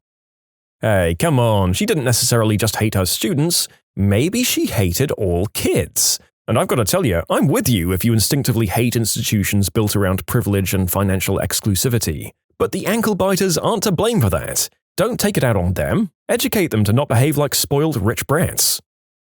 When I was in 8th grade, my science teacher decided the day before the last test of the year to give us an extra 16 pages of new material to learn by ourselves and appear in the test. Needless to say, everyone lost their crap and started complaining. I wrote her an angry letter. I was later forced either to apologize or they'd tell my parents. I apologized because I might have been a little inappropriate. By the end of the year, she was fired after her first year in the school. She also thought it was a good idea to bring her dogs to part of the lessons in the science lab when there were 2 kids who were allergic to dogs. I flipped out on a logic professor who apparently lost my assignments records. Then said, "You didn't do them. I'm looking at your grades and they're zeros. That's why you have a D." I said, "Look, you idiot, I've got papers you've graded right here. They aren't even good, but they're not zeros." It was over the phone, but eventually I read through his comments on my papers while he was trying to argue with me. That's when he was like, "Okay, that doesn't sound made up. Scan your papers and email them to me." I went from a D to a B. After months of failing me because I couldn't do the problems his way, which multiple tutors told me was the hardest way of learning, and most of his 2 classes were failing, he accused me of cheating on the final exam. It's 2 weeks before I graduate high school. I've been failing because you and the administration have your heads up your butts, and you think I'm going to cheat on the final fricking exam? F you. Not me, but a girl flipped out on my economics professor because she kept cancelling classes without sending out emails. The girl only had that class on Fridays and drove an hour to get there. It sucked she got caught in traffic just to get a note next to the classroom saying, "Cancelled." I had a history teacher in high school who claimed the following: that America caused the Third Reich's atrocities against certain ethnic groups, that the Americans did the Pearl Harbor attack just to join the war, that JFK was planted by the Soviets, that September 11th was an inside job, I know, common meme, and the icing on the cake was when Chris Kyle was murdered. She says, "Nobody cares about dead soldiers," and pretended to spend an hour covering the life and career of Whitney Houston. I got up and just walked out of the room at that point. She left after 1 year there. Did a math test, and on the paper you could only mark your answer. You had to do the calculations on another paper. Long story short, my teacher lost my calculations paper and wouldn't admit it. He said I didn't hand it over and that I cheated and some other crap. So I went to the school supervisor and asked to take the test again, and she let me. My teacher asked to look while I did the test. He made another test, way harder. I frickin' aced it right there in front of him. He hated my guts for the rest of high school, and I couldn't care less. There was this high school English teacher, Mrs. Blades, who was ignoring me for a while. It's worth mentioning that she didn't really like me for some reason. I wasn't a bad or annoying kid. In fact, I was very non-confrontational and mostly kept to myself in and out of class, so I don't know what that was about. Anyway, I had my hand up because I had to use the bathroom, and she kept pacing about the room, answering every other kid's questions, but would glance at me and immediately look away. After about 5 minutes with my hand up and getting ignored, and about to crap my pants, I whistled as loud as I could. Interrupting anyone was completely out of character for me. Well, once upon a time, I'd chipped one of my front teeth, so I could whistle extremely loud because of it. My whistle was just that. It was the whistling equivalent of firing a weapon in a closed room. Absolutely deafening. The entire room got quiet and she snapped her head around so fast. As her name might suggest, Miss Blades was staring daggers into my face. Then one kid goes, "Ooh, he just called you a dog, ooh." Then she gained serious momentum from that one off and said, "Oh, I don't think so. You think I'm a dog? You think I'm a dog?" I got sent to the principal's office for disrespecting an ignorant teacher. I used the bathroom on the way there. I know a chap who once lost it in a lesson and threw a chair at the teacher. It was some years ago, like 15 or so, and the two are now good friends. Essentially, a discussion had turned into an argument, holding up the rest of the lesson, with the chap basically being awkward and pedantic, not letting anything go, getting unduly steamed up himself, and apparently not realizing that everyone was getting pretty tired. The teacher made some snide remark and the chap flipped, threw a chair and walked out. He waited outside though, cooling off, and afterward the teacher just went outside as well, said something to the effect of, "I think we both ought to apologize for what just happened," and so they did, and all was well. What's the most successful scam you've ever pulled?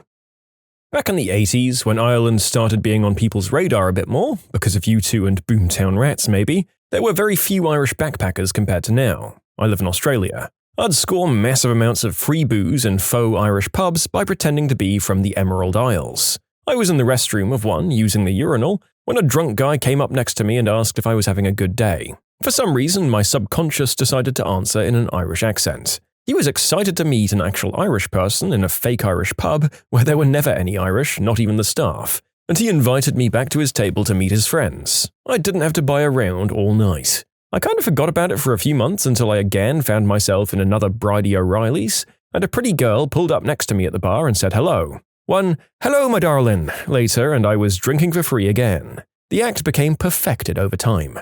You had to give the audience what they wanted. Many wanted a dangerous Irishman, maybe someone who had been peripherally involved in the Troubles. For those, I'd refuse to say if I was Protestant or Catholic and would be vague about my surname and employment. I'd also get evasive if asked about the scar above my eyebrow. For others, I'd admit to being Catholic and maybe tear up if asked about my hometown. One time a girl told me she'd been to Londonderry and I corrected her hotly, saying, That's just frickin' Derry, thanks very much. I have no idea if that's actually a thing. So every few months I'd do this for years. After maybe a decade of it, I was sitting in a non-Irish pub with a new friend. Something about Ireland came up, and I started to tell the story where he calls bullcrap on me. I turned to the booth behind me, interrupted the girls talking there, and said, "Hello, darlings, are you having a good time tonight?" After they replied in the positive, I introduced myself as Dylan and my friend as Murphy. Did I know if he could do an Irish accent? Nope. We quickly moved to their booth and had our drinks bought for us for the next few hours. On the way home, my still shell-shocked friend and I wandered past a house party with door security, and I stopped and asked the guy if it was a private party. He says it is, but nobody can resist my fake Irish charms, so after a few minutes we're inside. The highlights of the next few hours: free drinks, kissing the birthday girl, forgetting which one of us is supposed to be Dylan and which one is Murphy, the live musical act composing a song about everyone's two new Irish friends, and me stealing a slab of beer, that's 2 dozen, at the end of the night. That was the last time I did it because I wanted to go out on a high. The only downside was the first few drinks I was offered were always Guinness, which I frickin' hate. But after a couple, I'd say that I'd like to try some local beers. In short, faked being Irish, scored hundreds, maybe thousands of dollars of free drinks, and entertained young people. Good God. Well, I sincerely hope that your accent is better than mine was. But then again, if you're in Australia, your chance of running into an actual Irish person to call you out on it is pretty low. I think a lot of your success falls on this being the 80s, when we weren't all jetting around the world quite so much, and there were fewer internationals in any given setting. I made a fake OkCupid profile of this insanely hot girl I went to high school with just to get a feel for my competition as a guy. Ended up getting more than 100 messages per day. I added an Amazon wishlist to the profile and told all the visitors to get me something if they wanted my attention. I got a $280 Coach watch and a $400 purse in the mail a few days later. Gave them to my mum and sister for Christmas that year. Apparently, guys get pretty thirsty. Amazon doesn't give out your address when people buy you things off your wishlist, by the way.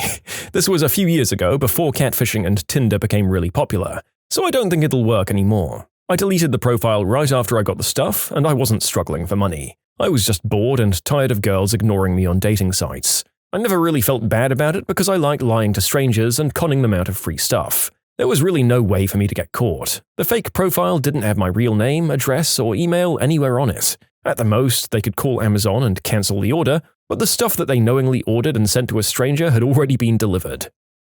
I don't know if it's a scam since the people I sold to weren't getting ripped off, but I was definitely getting money that should have gone to other people. Back in the late 90s, the original PlayStation was the thing to have. All the best games were on it, and everyone in my high school was all about it. Too bad that for a high schooler, $49.99 was a lot of money. Fortunately, I'd been exposed to the internet recently, and being a super nerd, I was exposed to all sorts of early tech sites that talked about pirating stuff like it was discussing the weather. I learned about mod chips and how a simple chip with a couple of wires soldered to parts of the motherboard on a PlayStation would let me play copied games. Cool. Too bad I didn't know anyone with a CD burner. They'd just come out and computers were still $2.5 grand for what would now be considered a base model with equivalent specs.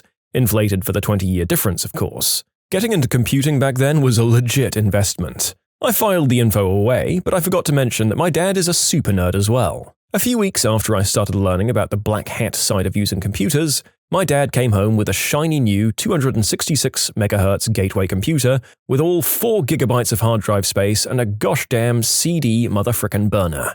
I immediately started hearing the ring of cash registers. Nobody in my entire high school knew what a mod chip was, much less a CD burner. I found a site on the internet that sold mod chips. It was in China, and it would take 3 weeks to get a shipment to me, but I could buy the chips for $7 each. I was working as a busboy at a crappy hotel restaurant at the time, and I only had a couple of $100 saved up, but I said, F it, and went all in. I brought $350 worth of chips, 50 of them, plus a couple of bucks for shipping. They came in a simple padded envelope with a bunch of chips with wires soldered to the chips themselves, but everything just tossed into a packet and mailed out. I'd never done any soldering, ever. My only experience was watching my dad solder a couple of things a few times. So I understood, soldering iron gets really hot, don't touch the metal with your fingers, and when you touch the wire with iron, it melts immediately and turns to liquid. Fortunately, the original PlayStations had no idea about mod chips. The soldering points had literally nothing around them for a 1/4 inch in all directions. So I could dump solder all over the board and still manage to not cross the connection between the point where I was putting the chip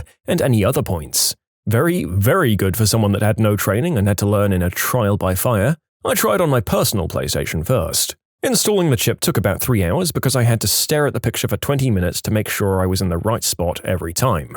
Putting the PlayStation back together took another hour because I was so nervous. It worked and my normal games could be played with no issues. I went to Blockbuster, rented a random PlayStation game, and made a copy of it with the burner on the new computer. The copied game worked perfectly. It was on. Every day I went to Blockbuster and rented another game. I was paranoid at the time and didn't want to rent more than a single game at a time, so I'd rent a game and copy it at home, then return it and get another. At the end, I had one of those 500 CD binders almost full of copied games. I went public in my school. I slid into the DMs of anyone who even mentioned games. I had a goddamn menu. $50, you bring me the PlayStation, with a serial that wasn't one of the redesigned ones that Sony released later to fight mod chips, with the soldering points super close to other points. I'd charge $300 for a PlayStation that I handpicked from FuncoLand's used stock, that had a chip installed already, and also 5 games. The deal there was that I had friends that worked at the store and would look for specific serial numbers for me. I'd buy every one and they made a profit.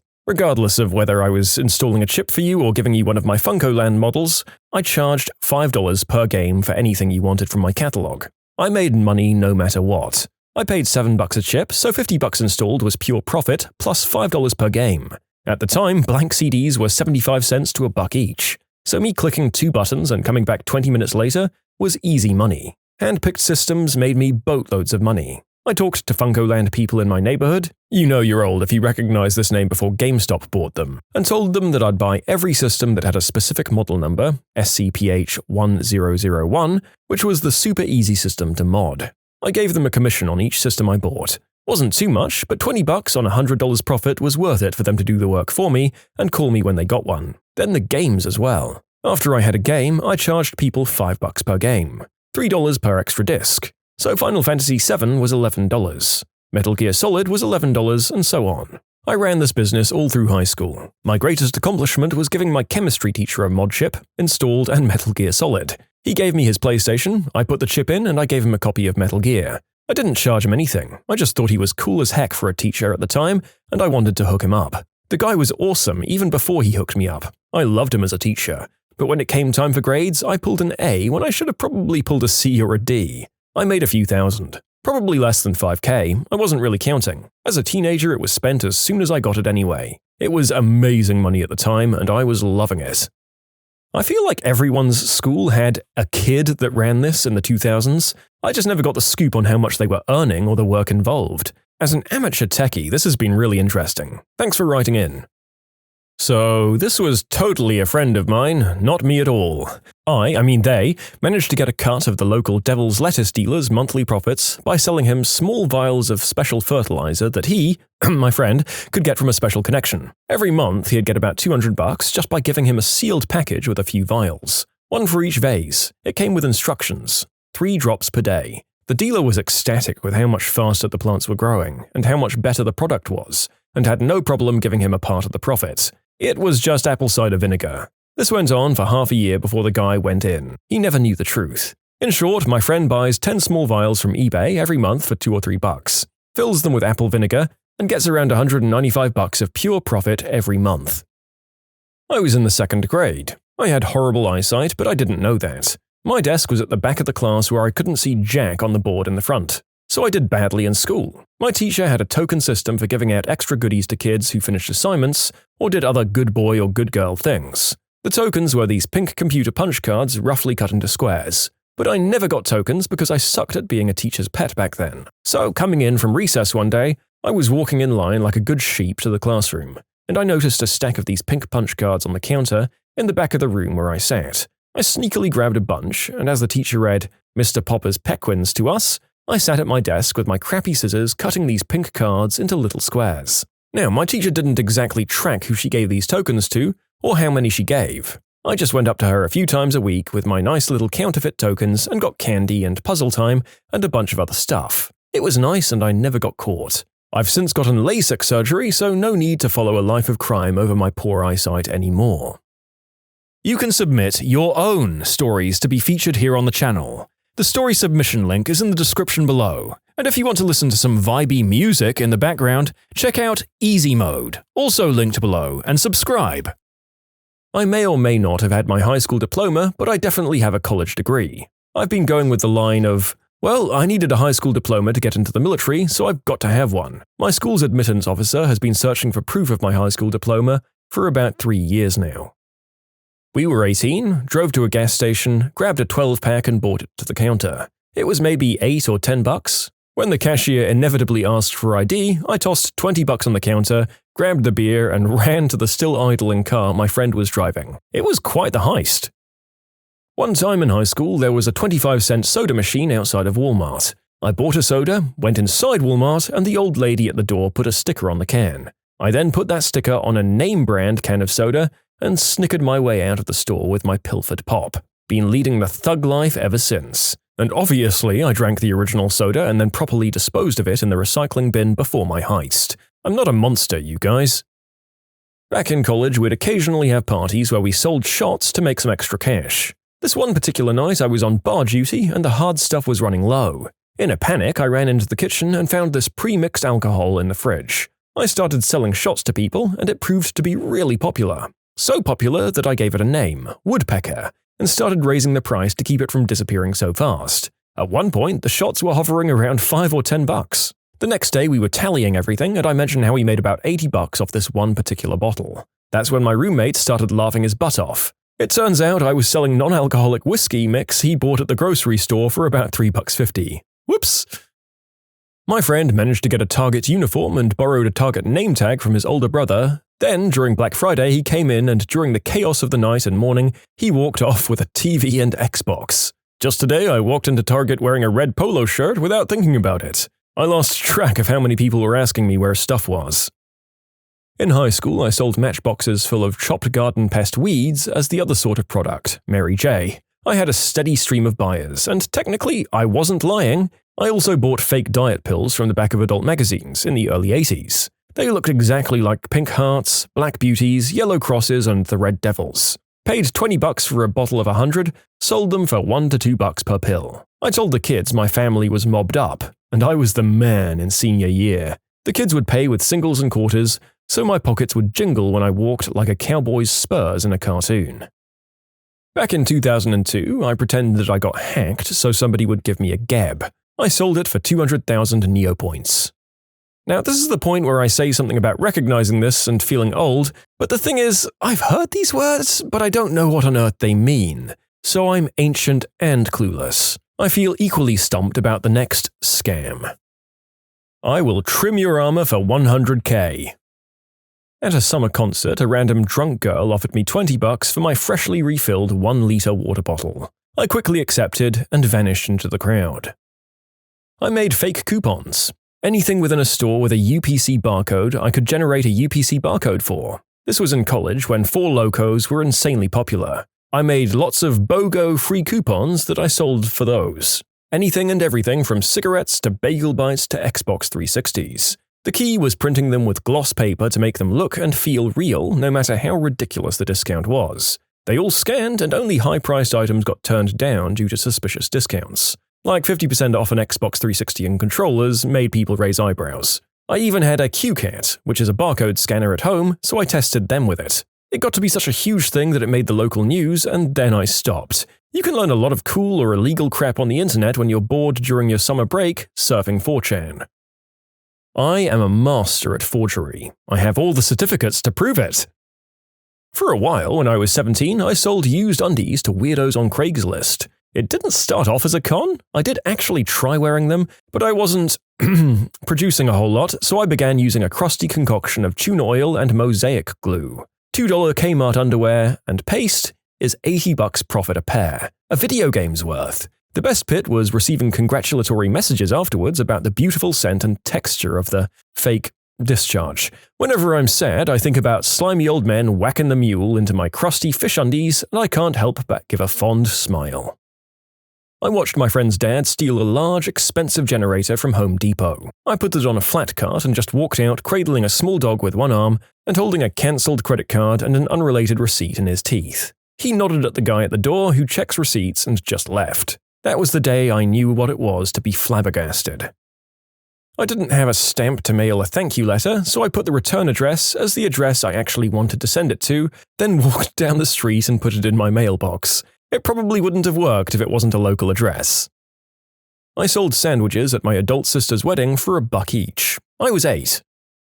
I don't know if this counts as a scam, but I got about $30 from a vending machine. I stuffed some paper towels up there in the morning so that it would catch people's change. They'd go to the cafeteria and be reimbursed, so I didn't feel like I was stealing from classmates, just the school. Lunchtime, I took out the paper, and it was like winning at a slot machine.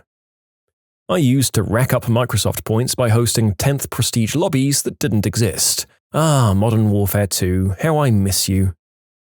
Well, I'm not a con artist because I haven't pulled any other scams than this. I know it's a pretty lame and crappy thing to do, but years ago I sold a World of Warcraft account for like $200, then reclaimed the account through Blizzard and kept the money. Then I did the exact same thing with the same account again a month later.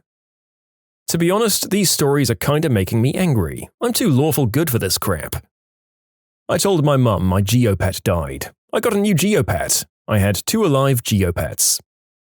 A guy tried to scam me out of $450 for a steering wheel I sold, so I scammed him, ending up with $450 from him anyway, and then sold it to someone else for $250. Also, a texting kid rear-ended my car. Really, all it really needed was a respray of the bumper cover. He was a pain in the butt the whole time, wanting to pay me under the table and only like $50. I own a body shop, so I just wrote up a ridiculous repair bill, including using OEM parts, new bumper beam, cover, expensive paint, tons of labor, new exhaust that he dented as well. I'm sorry, kid, but when you hit someone's car, picking how their car gets repaired is not up to you.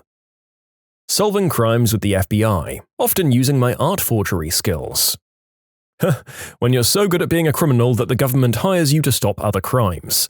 Welcome to the real-life alternative to the DC Comics squad of criminals that we unfortunately can't say the name of on YouTube because it has a word for self-deletion in it. Did you work it out, folks? It all started on IMVU. Some of you might know about this site. It's a chat room for teens and adults. You get a little avatar. I had bad luck on the site. I was about 14 and decided to make a female avatar to trick guys into cybering with me, then make fun of them. Well, then I learned I kinda liked it. A few years went by and I was doing it on a different site. This time I'm a 16-year-old girl and I meet this man who wants to be financially dominated. I figure this is my lucky day and do so, making fun of his manhood, and he starts buying me crap on Amazon and shipping it to my house. Honestly, I don't know how I got away with it, because I gave him my real name, saying it was the girl's boyfriend. He wanted to webcam, but obviously I couldn't do that. I'd been photoshopping pictures of random girls to look like this person I was pretending to be, going so far as to put fake sticky notes with his name on them. Eventually we cut it off because I was asking for too much money. I retired the girl and started using a different one. Lo and behold, he messages the new girl. It was insane, and somehow I get him to believe that I'm the original girl's cousin, and we'd been having interfamilial relations. He started buying crap for a while, then we cut it off again. I don't do that anymore, and no, I won't be taking any more questions about it. Look, I'm no con artist, but there was this time many years back when I had no choice but to run a con. If I didn't run it, me and my friend would never have enjoyed as much Taco Bell as we did. I went to a small college in the far north. There was a guy who used to hang out at the edge of our group who talked constantly about loving substances, Hunter S, and stuff like that. There weren't really many dealers around to be had, but we'd take a few of the vitamin Cs we had in our dorm and occasionally sell them to Phil for a few bucks a pop, claiming they were Vicodin, then go get Taco Bell. Our master caper one night was that we needed a lot of Chinese food. So we ground up all the baby laxative that my roommate had been given by his mother because his tummy was off, and sold it to Phil as a blue version of white snow, as the chopped up pills were blue. That was some great Chinese food and it only ran us $40. Phil later reported that he'd been up for days taking all the stuff we gave him. I imagine he was up for at least some reasons. 10 out of 10 would sell Phil substances again. His immune system rocked and he was a regular. In 11th grade, I sold my classmate my PC version of Halo Combat Evolved. He asked me the next day about a registration key and asked if that was because he was using a Dell. I told him yes. I had the highest amount of points for my middle school for AR tests. The tests were hidden in the source HTML on each question. I won a trip to Pizza Hut in a limo at the end of the year, but I was the only one that got enough points to go, so it was a little disappointing. What bonkers stunt have you seen someone pull at work and still not get fired? I had a girl steal money from other crew's bags in the locker and changing room. Instead of firing her, they just took the door off the room and put in a camera, so now we have to show up to work in a uniform with a shirt over it. It's very hot here and I end up sweaty by the time I get to work. She also called in one time saying that her sister died and needed some time off. She's an only child. After all of this, she got rehired after she quit for another job that didn't end up working out for her. I work at a web hosting tech support company, and a coworker accidentally deleted another customer's website. This was on a Unix system, so it wasn't possible to undo the delete. He deleted the command history to cover his mistake and then told the customer that the website was lost due to a hard drive failure. The customer hadn't been keeping backups and said that he lost his entire livelihood. The employee told management about the situation, and they ran with it to avoid getting sued. They told the customer that hardware issues sometimes happen, and because he hadn't opted into our managed backup services, the data loss was on him. They offered the customer several months of free web hosting as compensation, and the problem went away for them at least. A week after seeing this play out, I put in my 2 weeks' notice. Used his corporate credit card for over $10,000 in personal purchases. He was reprimanded but not fired or made to pay the company back. Within the next year, he did the exact same thing, and only then was he fired. Damn, someone brought a $300 lamp for their office and expensed it at my last job, and they were fired. I worked at a school for kids who need emotional support. We had a classroom aide who would scream at kids until they cried and then actively mock them for crying. These kids were 7 and came from horrible home situations. It sucked to work in a place that allowed that sort of behavior to continue. She was close family friends with the principal. This was reported. She still got a letter of recommendation out of her BFF, the principal, but she no longer works with children. It's very hard to help a child when they learn from a young age that adults aren't able to make things better and that adults are capable of incredibly mean things. They destroyed an overpass with an excavator improperly loaded on a trailer. My goodness, and to think a waiter can be fired if they drop a few glasses or plates at their restaurant. That's like an insignificant fraction of the cost of damages in this story. Disrupting a major traffic point for a couple of weeks is honestly impressive. I bet that guy was glad he had his union. They forged a document, really obviously, and then lied about not forging it. Then they admitted to forging it once the lie was even slightly questioned. A partner at the firm wanted her fired, but then another one didn't, so the forger stayed. Energize a circuit someone was still working on. I had 3 guys from the power company do that to us a couple of years ago. We were inside, still making taps in a gutter, when they re-energized the service without asking if we were done. Knocked my pal off his feet but did no serious damage. We went outside and raised hell, and they got real sheepish and just left for a while. Accidentally sent out the entire company of 3,000 plus employees, headcount, to the company distro. File contained everyone's salary, birthday, government numbers, all the good stuff. Saw a guy whip out his equipment and start running around trying to pee on this one other guy. He got a splash on him too. Active duty military here for anyone curious. Guy got caught on CCTV backing up into a BMW at a dealership. Got out, looked at it and just left. He still works here, I don't know how. He must have a video of the boss cheating on his wife or something.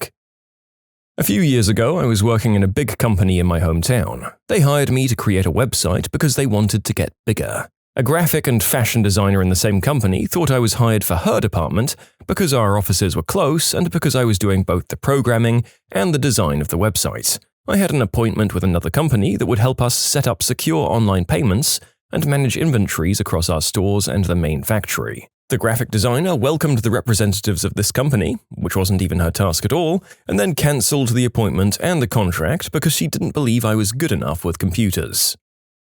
They called a customer stupid for leaving his phone behind, and then refused to let him back in the theater so he could find it. The phone ended up getting stolen by one of the overnight cleaners, and after a few days was brought back, and the customer finally got his phone back.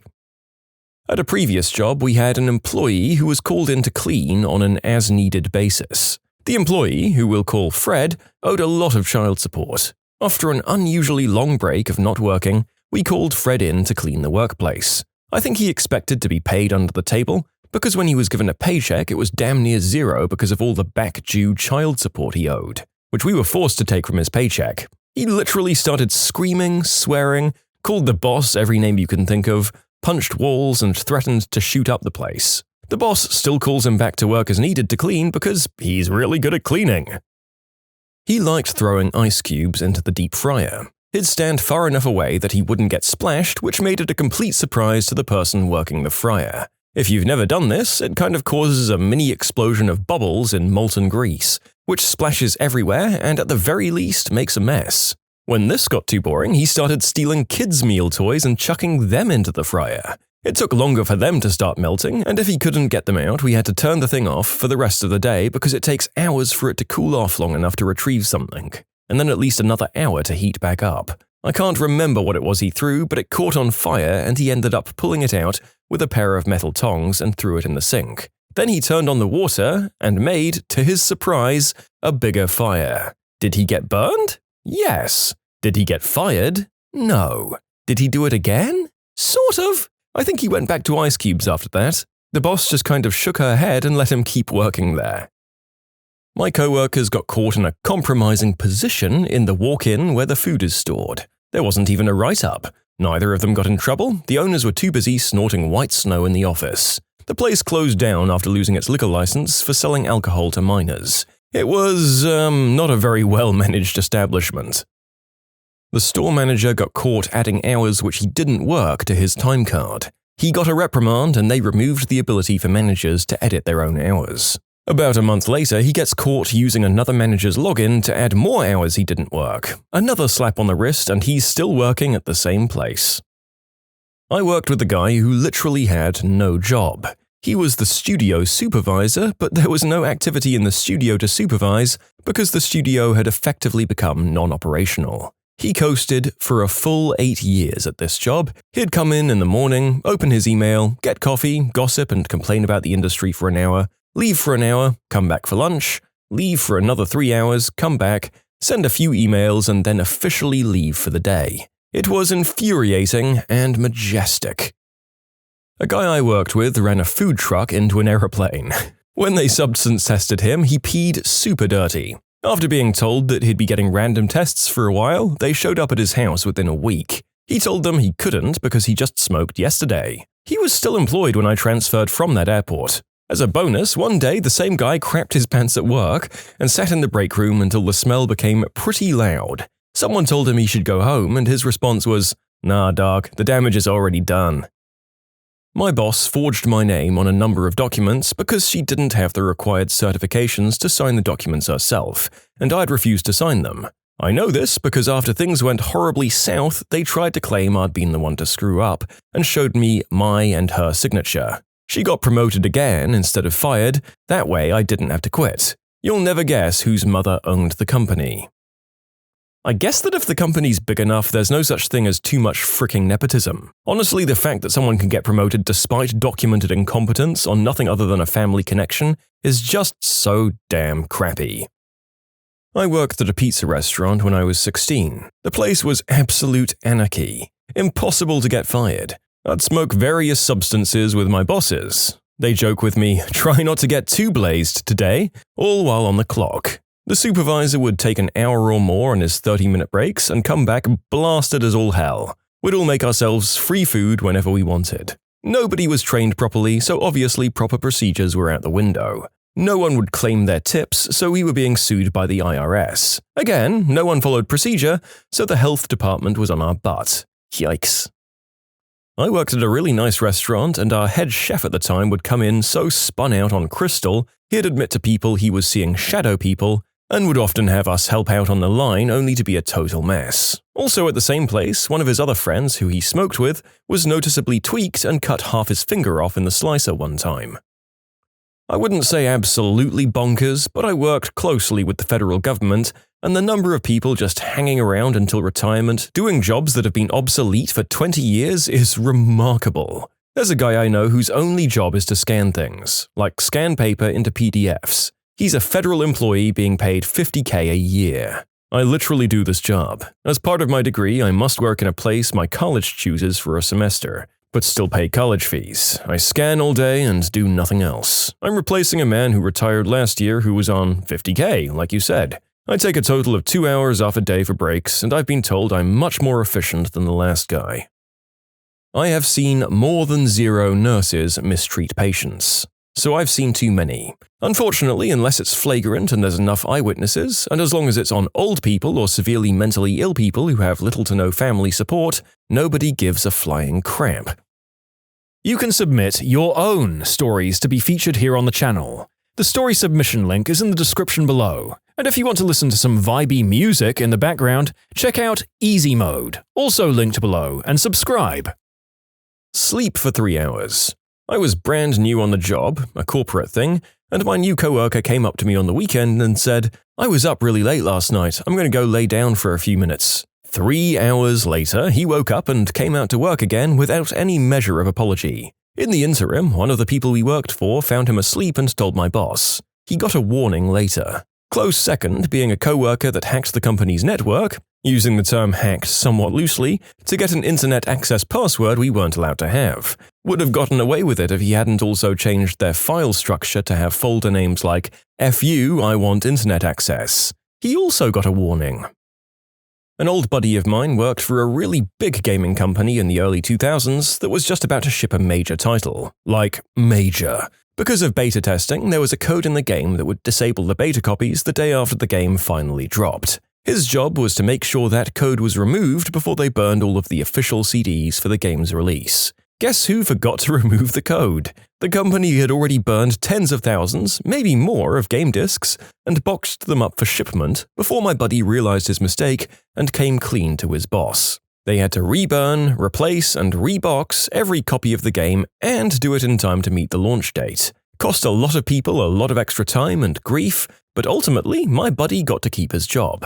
And for those interested, the company was Bethesda Softworks, and I believe the game was Morrowind. Their offices were in Rockville, Maryland at the time, and I used to go to meet my friend over there for lunch every couple of weeks. If I recall correctly, he was in charge of coding the sky effects for the game. Well, that and removing the code that would brick the game after the release. This one woman screaming at the supervisor at the call center when people were on the phones, cursing, saying she'd beat him up because he gave her too many leads. Whilst working at a local hospital, a nursing student snorting a line of whatever in scrubs in a hospital bathroom to post on Snapchat. Or the 2 housekeepers who engaged in a fist fight on an elevator, only to continue said fight as they arrived at their destination. Finally, one I can answer. Our department went for a team-building overnight stay abroad. The next day, when we were supposed to meet at the airport, he was nowhere to be found. His phone was off, bosses rang the hospitals, missing persons report, you name it. A week later, the bosses went back to the country to find him again. Nothing. Wife and child hadn't heard anything. The week later, he turns up for work like nothing had happened. He decided to jump on an earlier flight to Thailand for a week's holiday without telling a soul. A couple of meetings with the bosses, never mentioned again. I guess his wife made him feel it, but that was never disclosed. I've been on some deployments to disaster-struck areas, and the crap that I've heard and seen is frickin' nuts. My last partner was telling me about his co-workers down south who charged like more than 500 hours of false overtime a year for the last 5 years or so. He was actually hired because the people going over the numbers thought those guys were crazily overworked. Thank God they're finally being investigated. My partner was a whistleblower since he didn't want to be involved. It should be a slam dunk case since they need to swipe their security pass for the work they do, so if they don't show up in the logs, they obviously weren't there. Then there are the people who are old and just refuse to retire because they don't have anything else going on in their lives. Their skills are no longer relevant and they can't or won't develop new ones, but the government can't make them retire, so they send them out on deployments so that their overhead budget doesn't get strained. So here I am in a hurricane-struck area with a 65-plus-year-old guy that can't use a smartphone to navigate and can't drive or write because his hands shake. I thought this was an exaggeration until I saw his writing. It looked like it was from a seismograph. Just because his office wanted to push him off on someone else for a couple of months. I mean, for frick's sake, I've got enough to worry about between the crystal heads in rural areas, the weapon crowd worried about looters, and the spotty phone service. It's frickin' adult daycare. I work in the office of a major retailer. I have a co-worker who's made several negligent blunders that have costed the company millions in lost sales. He's regularly failed to monitor the flow of advertised goods until it's too late to react, and we've lost sales. He once decided that if someone he works with F's up, it isn't his problem to fix or even report. He wouldn't even tell them about it so they could fix it. Of course, it's quite literally his problem to fix it. This has caused lots of failed shipments and flows that again caused lost sales. He failed to monitor inventory levels on regular stock items. Sales obviously spiked during Christmas time, which has caused him to run out on half his inventory and thus lose sales. As of yet, he still hasn't fully normalized all of it. To my knowledge, he's only gotten a formal reprimand for that last one. How it took so long is beyond me. And yet, the retail salespeople are the ones on minimum wage and getting screamed at because the store doesn't have a certain brand of wax strips by Karens. Maybe switch one of the higher performing floor staff out with this guy. Punishment and promotion meted out all at once. We hired this woman to my team. Her job was to do exactly what I did. We work from home, but we have constant conference calls and a ton of work to do. It's simply not possible to slack off without being noticed. I trained her and she shadowed me for a couple of months. She should have been ready to go off on her own, but she kept asking the same questions again and again. It's like she wasn't even sort of listening to anything we said, which was super annoying. But then, about 3 months in, she disappeared. Like, stopped logging into calls, stopped logging into Skype, stopped everything. We emailed, texted, and called for a while until she finally responded that she had been in hospital with a hernia. Now, my mother had a hernia surgery in her 70s and was home within a few hours. So that's a red flag. We were also stunned and deeply offended that she never ever bothered to call, text, email, or anything to say she'd be out. Never in my 20-year career have I seen anything like it. In my personal opinion, I thought she would have been fired right then and there. But our boss didn't want to make a big deal out of it. She didn't want to tell the big boss, for some reason. I'm still baffled by that, but that meant neither the powers that be nor HR had any idea it had ever happened. So eventually, after having fallen off the planet for 10 days, the new hire finally came back. Both our boss and I counseled her a lot about communication. I mean, things happen, we get it, just talk to us. Let us know what's going on. Benefit of the doubt, right? Yeah. A little over a month later, she did it again. At first, I noticed she wasn't joining calls or logging into Skype, and she kept saying she was having connectivity issues. Fine. Once again, just tell us. And for God's sake, call tech support. But then she was offline for an entire week, so we tried hunting her down again. Nothing. No response, no communication, nada. This time, the issue was escalated and HR got involved. After a total of 2 weeks, she apparently told HR she was having medical issues. She was counseled that she had to log on and fill out her timesheets to reflect she was out of office for all the time she was gone. She was given a deadline of a week to do this. It never happened, and she was still employed. Please note that at this point, she still hadn't spoken a word to either myself or our boss. So now we're at 3 weeks of radio silence, and HR contacts our boss to say the new hire had reached out to say she's filing short-term disability. Fine, whatever. We wait, and we wait, and wait. And obviously, she never filed. So finally, a month after disappearing for the second time with zero communication, she was terminated. The amount of work I had to pick up thanks to her disappearing act was madness. I'm talking upwards of 80 hours a week for more than a month. I'm still bitter about it. Wisconsin. Pretty nice hotel. Our room service chef. I got in for the night and my coworker is fielding a call of a very loud guest. I can tell it's going badly. Very badly. He hangs up, looks down in sadness for a bit, gets up and slowly walks to the kitchen. His next words were burnt into my head. John, can I see your hand? The cook looks down and notices his band-aid is missing and made its way into a pizza that went up to a customer. He said his wife had it in her mouth. No, not fired. A guy who works at a local grocery store would get caught whacking the mule at work with the bathroom stall door open. He was caught so much that he was eventually relocated to the gas station, and he has a serious attitude problem because he thinks it's because he's overweight. Repeatedly sleep. Not like a 2-minute doze, I'm talking hours. He's been caught multiple times and was even filmed twice by a new hire. Union won't let him be touched, not even a suspension. Our union rep walked into my cube to talk to a guy who was asleep. Instead of waking him up or anything, he just quietly said, "Oh, I'm sorry," and walked off to do whatever it was that he did. Don't sleep at your desk is right in the union rules, come on. I'm glad I don't work there anymore.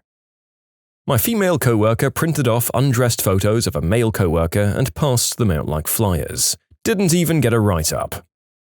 I was out to lunch with 3 coworkers. Collectively, there are 2 males and 2 females. We were all attorneys, by the way. One of the males is very into the other woman. She is also a hijab-wearing Muslim woman. The male coworker proceeds to get up from eating and starts to massage her head. Her hijab starts to fall off. We all tell him to stop. He explained that he was getting the brain spiders off. I was mortified. She was. So was the other male. But he continued working there.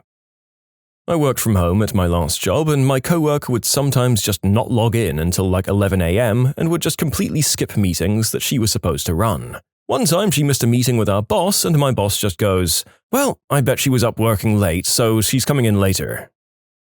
I knew a guy whose wife worked at a place called Happy Joe's Pizza. He just got out of prison after 26 years. He put a fire poker through a crystal head's chest and killed him. His wife would let him in when they closed, and they'd do the deed on the make table, and he just said he'd splooge all over the meats and cheeses regularly for 2 years. I am so glad I live on the other side of town. I work in the healthcare field. I had one coworker who'd never wasted his narcotics properly with a witness. He'd just have them signed out solo and say, "Oh yeah, the patient didn't want them, so I disposed of it," with zero verification. He also had a lot of liquid narcotics whose counts suddenly went mysteriously off after he'd been on shift. Somehow he didn't get fired or even investigated. He wound up quitting after just a few months, and good riddance, to be honest. I had 8 servers delivered very late one day and left outside the data center. Everything in boxes on a pallet. The janitor thinks it's trash, takes all of them to the trash compactor and just crushes them. Each box weighed more than 80 pounds. They weren't ours, but a company we contracted with. We had to buy all new servers, and the guy didn't even get a write-up. He had a family member on the board. The janitor is an idiot, but who just leaves a bunch of servers outside a data center? This data center in Maybury or something? When you subscribe, make sure to hit the bell to turn on notifications. Put the playlist on in the background to finish listening to all the stories, or if you want some vibey music to put on in the background, check out easymode. If you like Am I the Genius, give Am I the Jerk a shot. Everything linked in the description.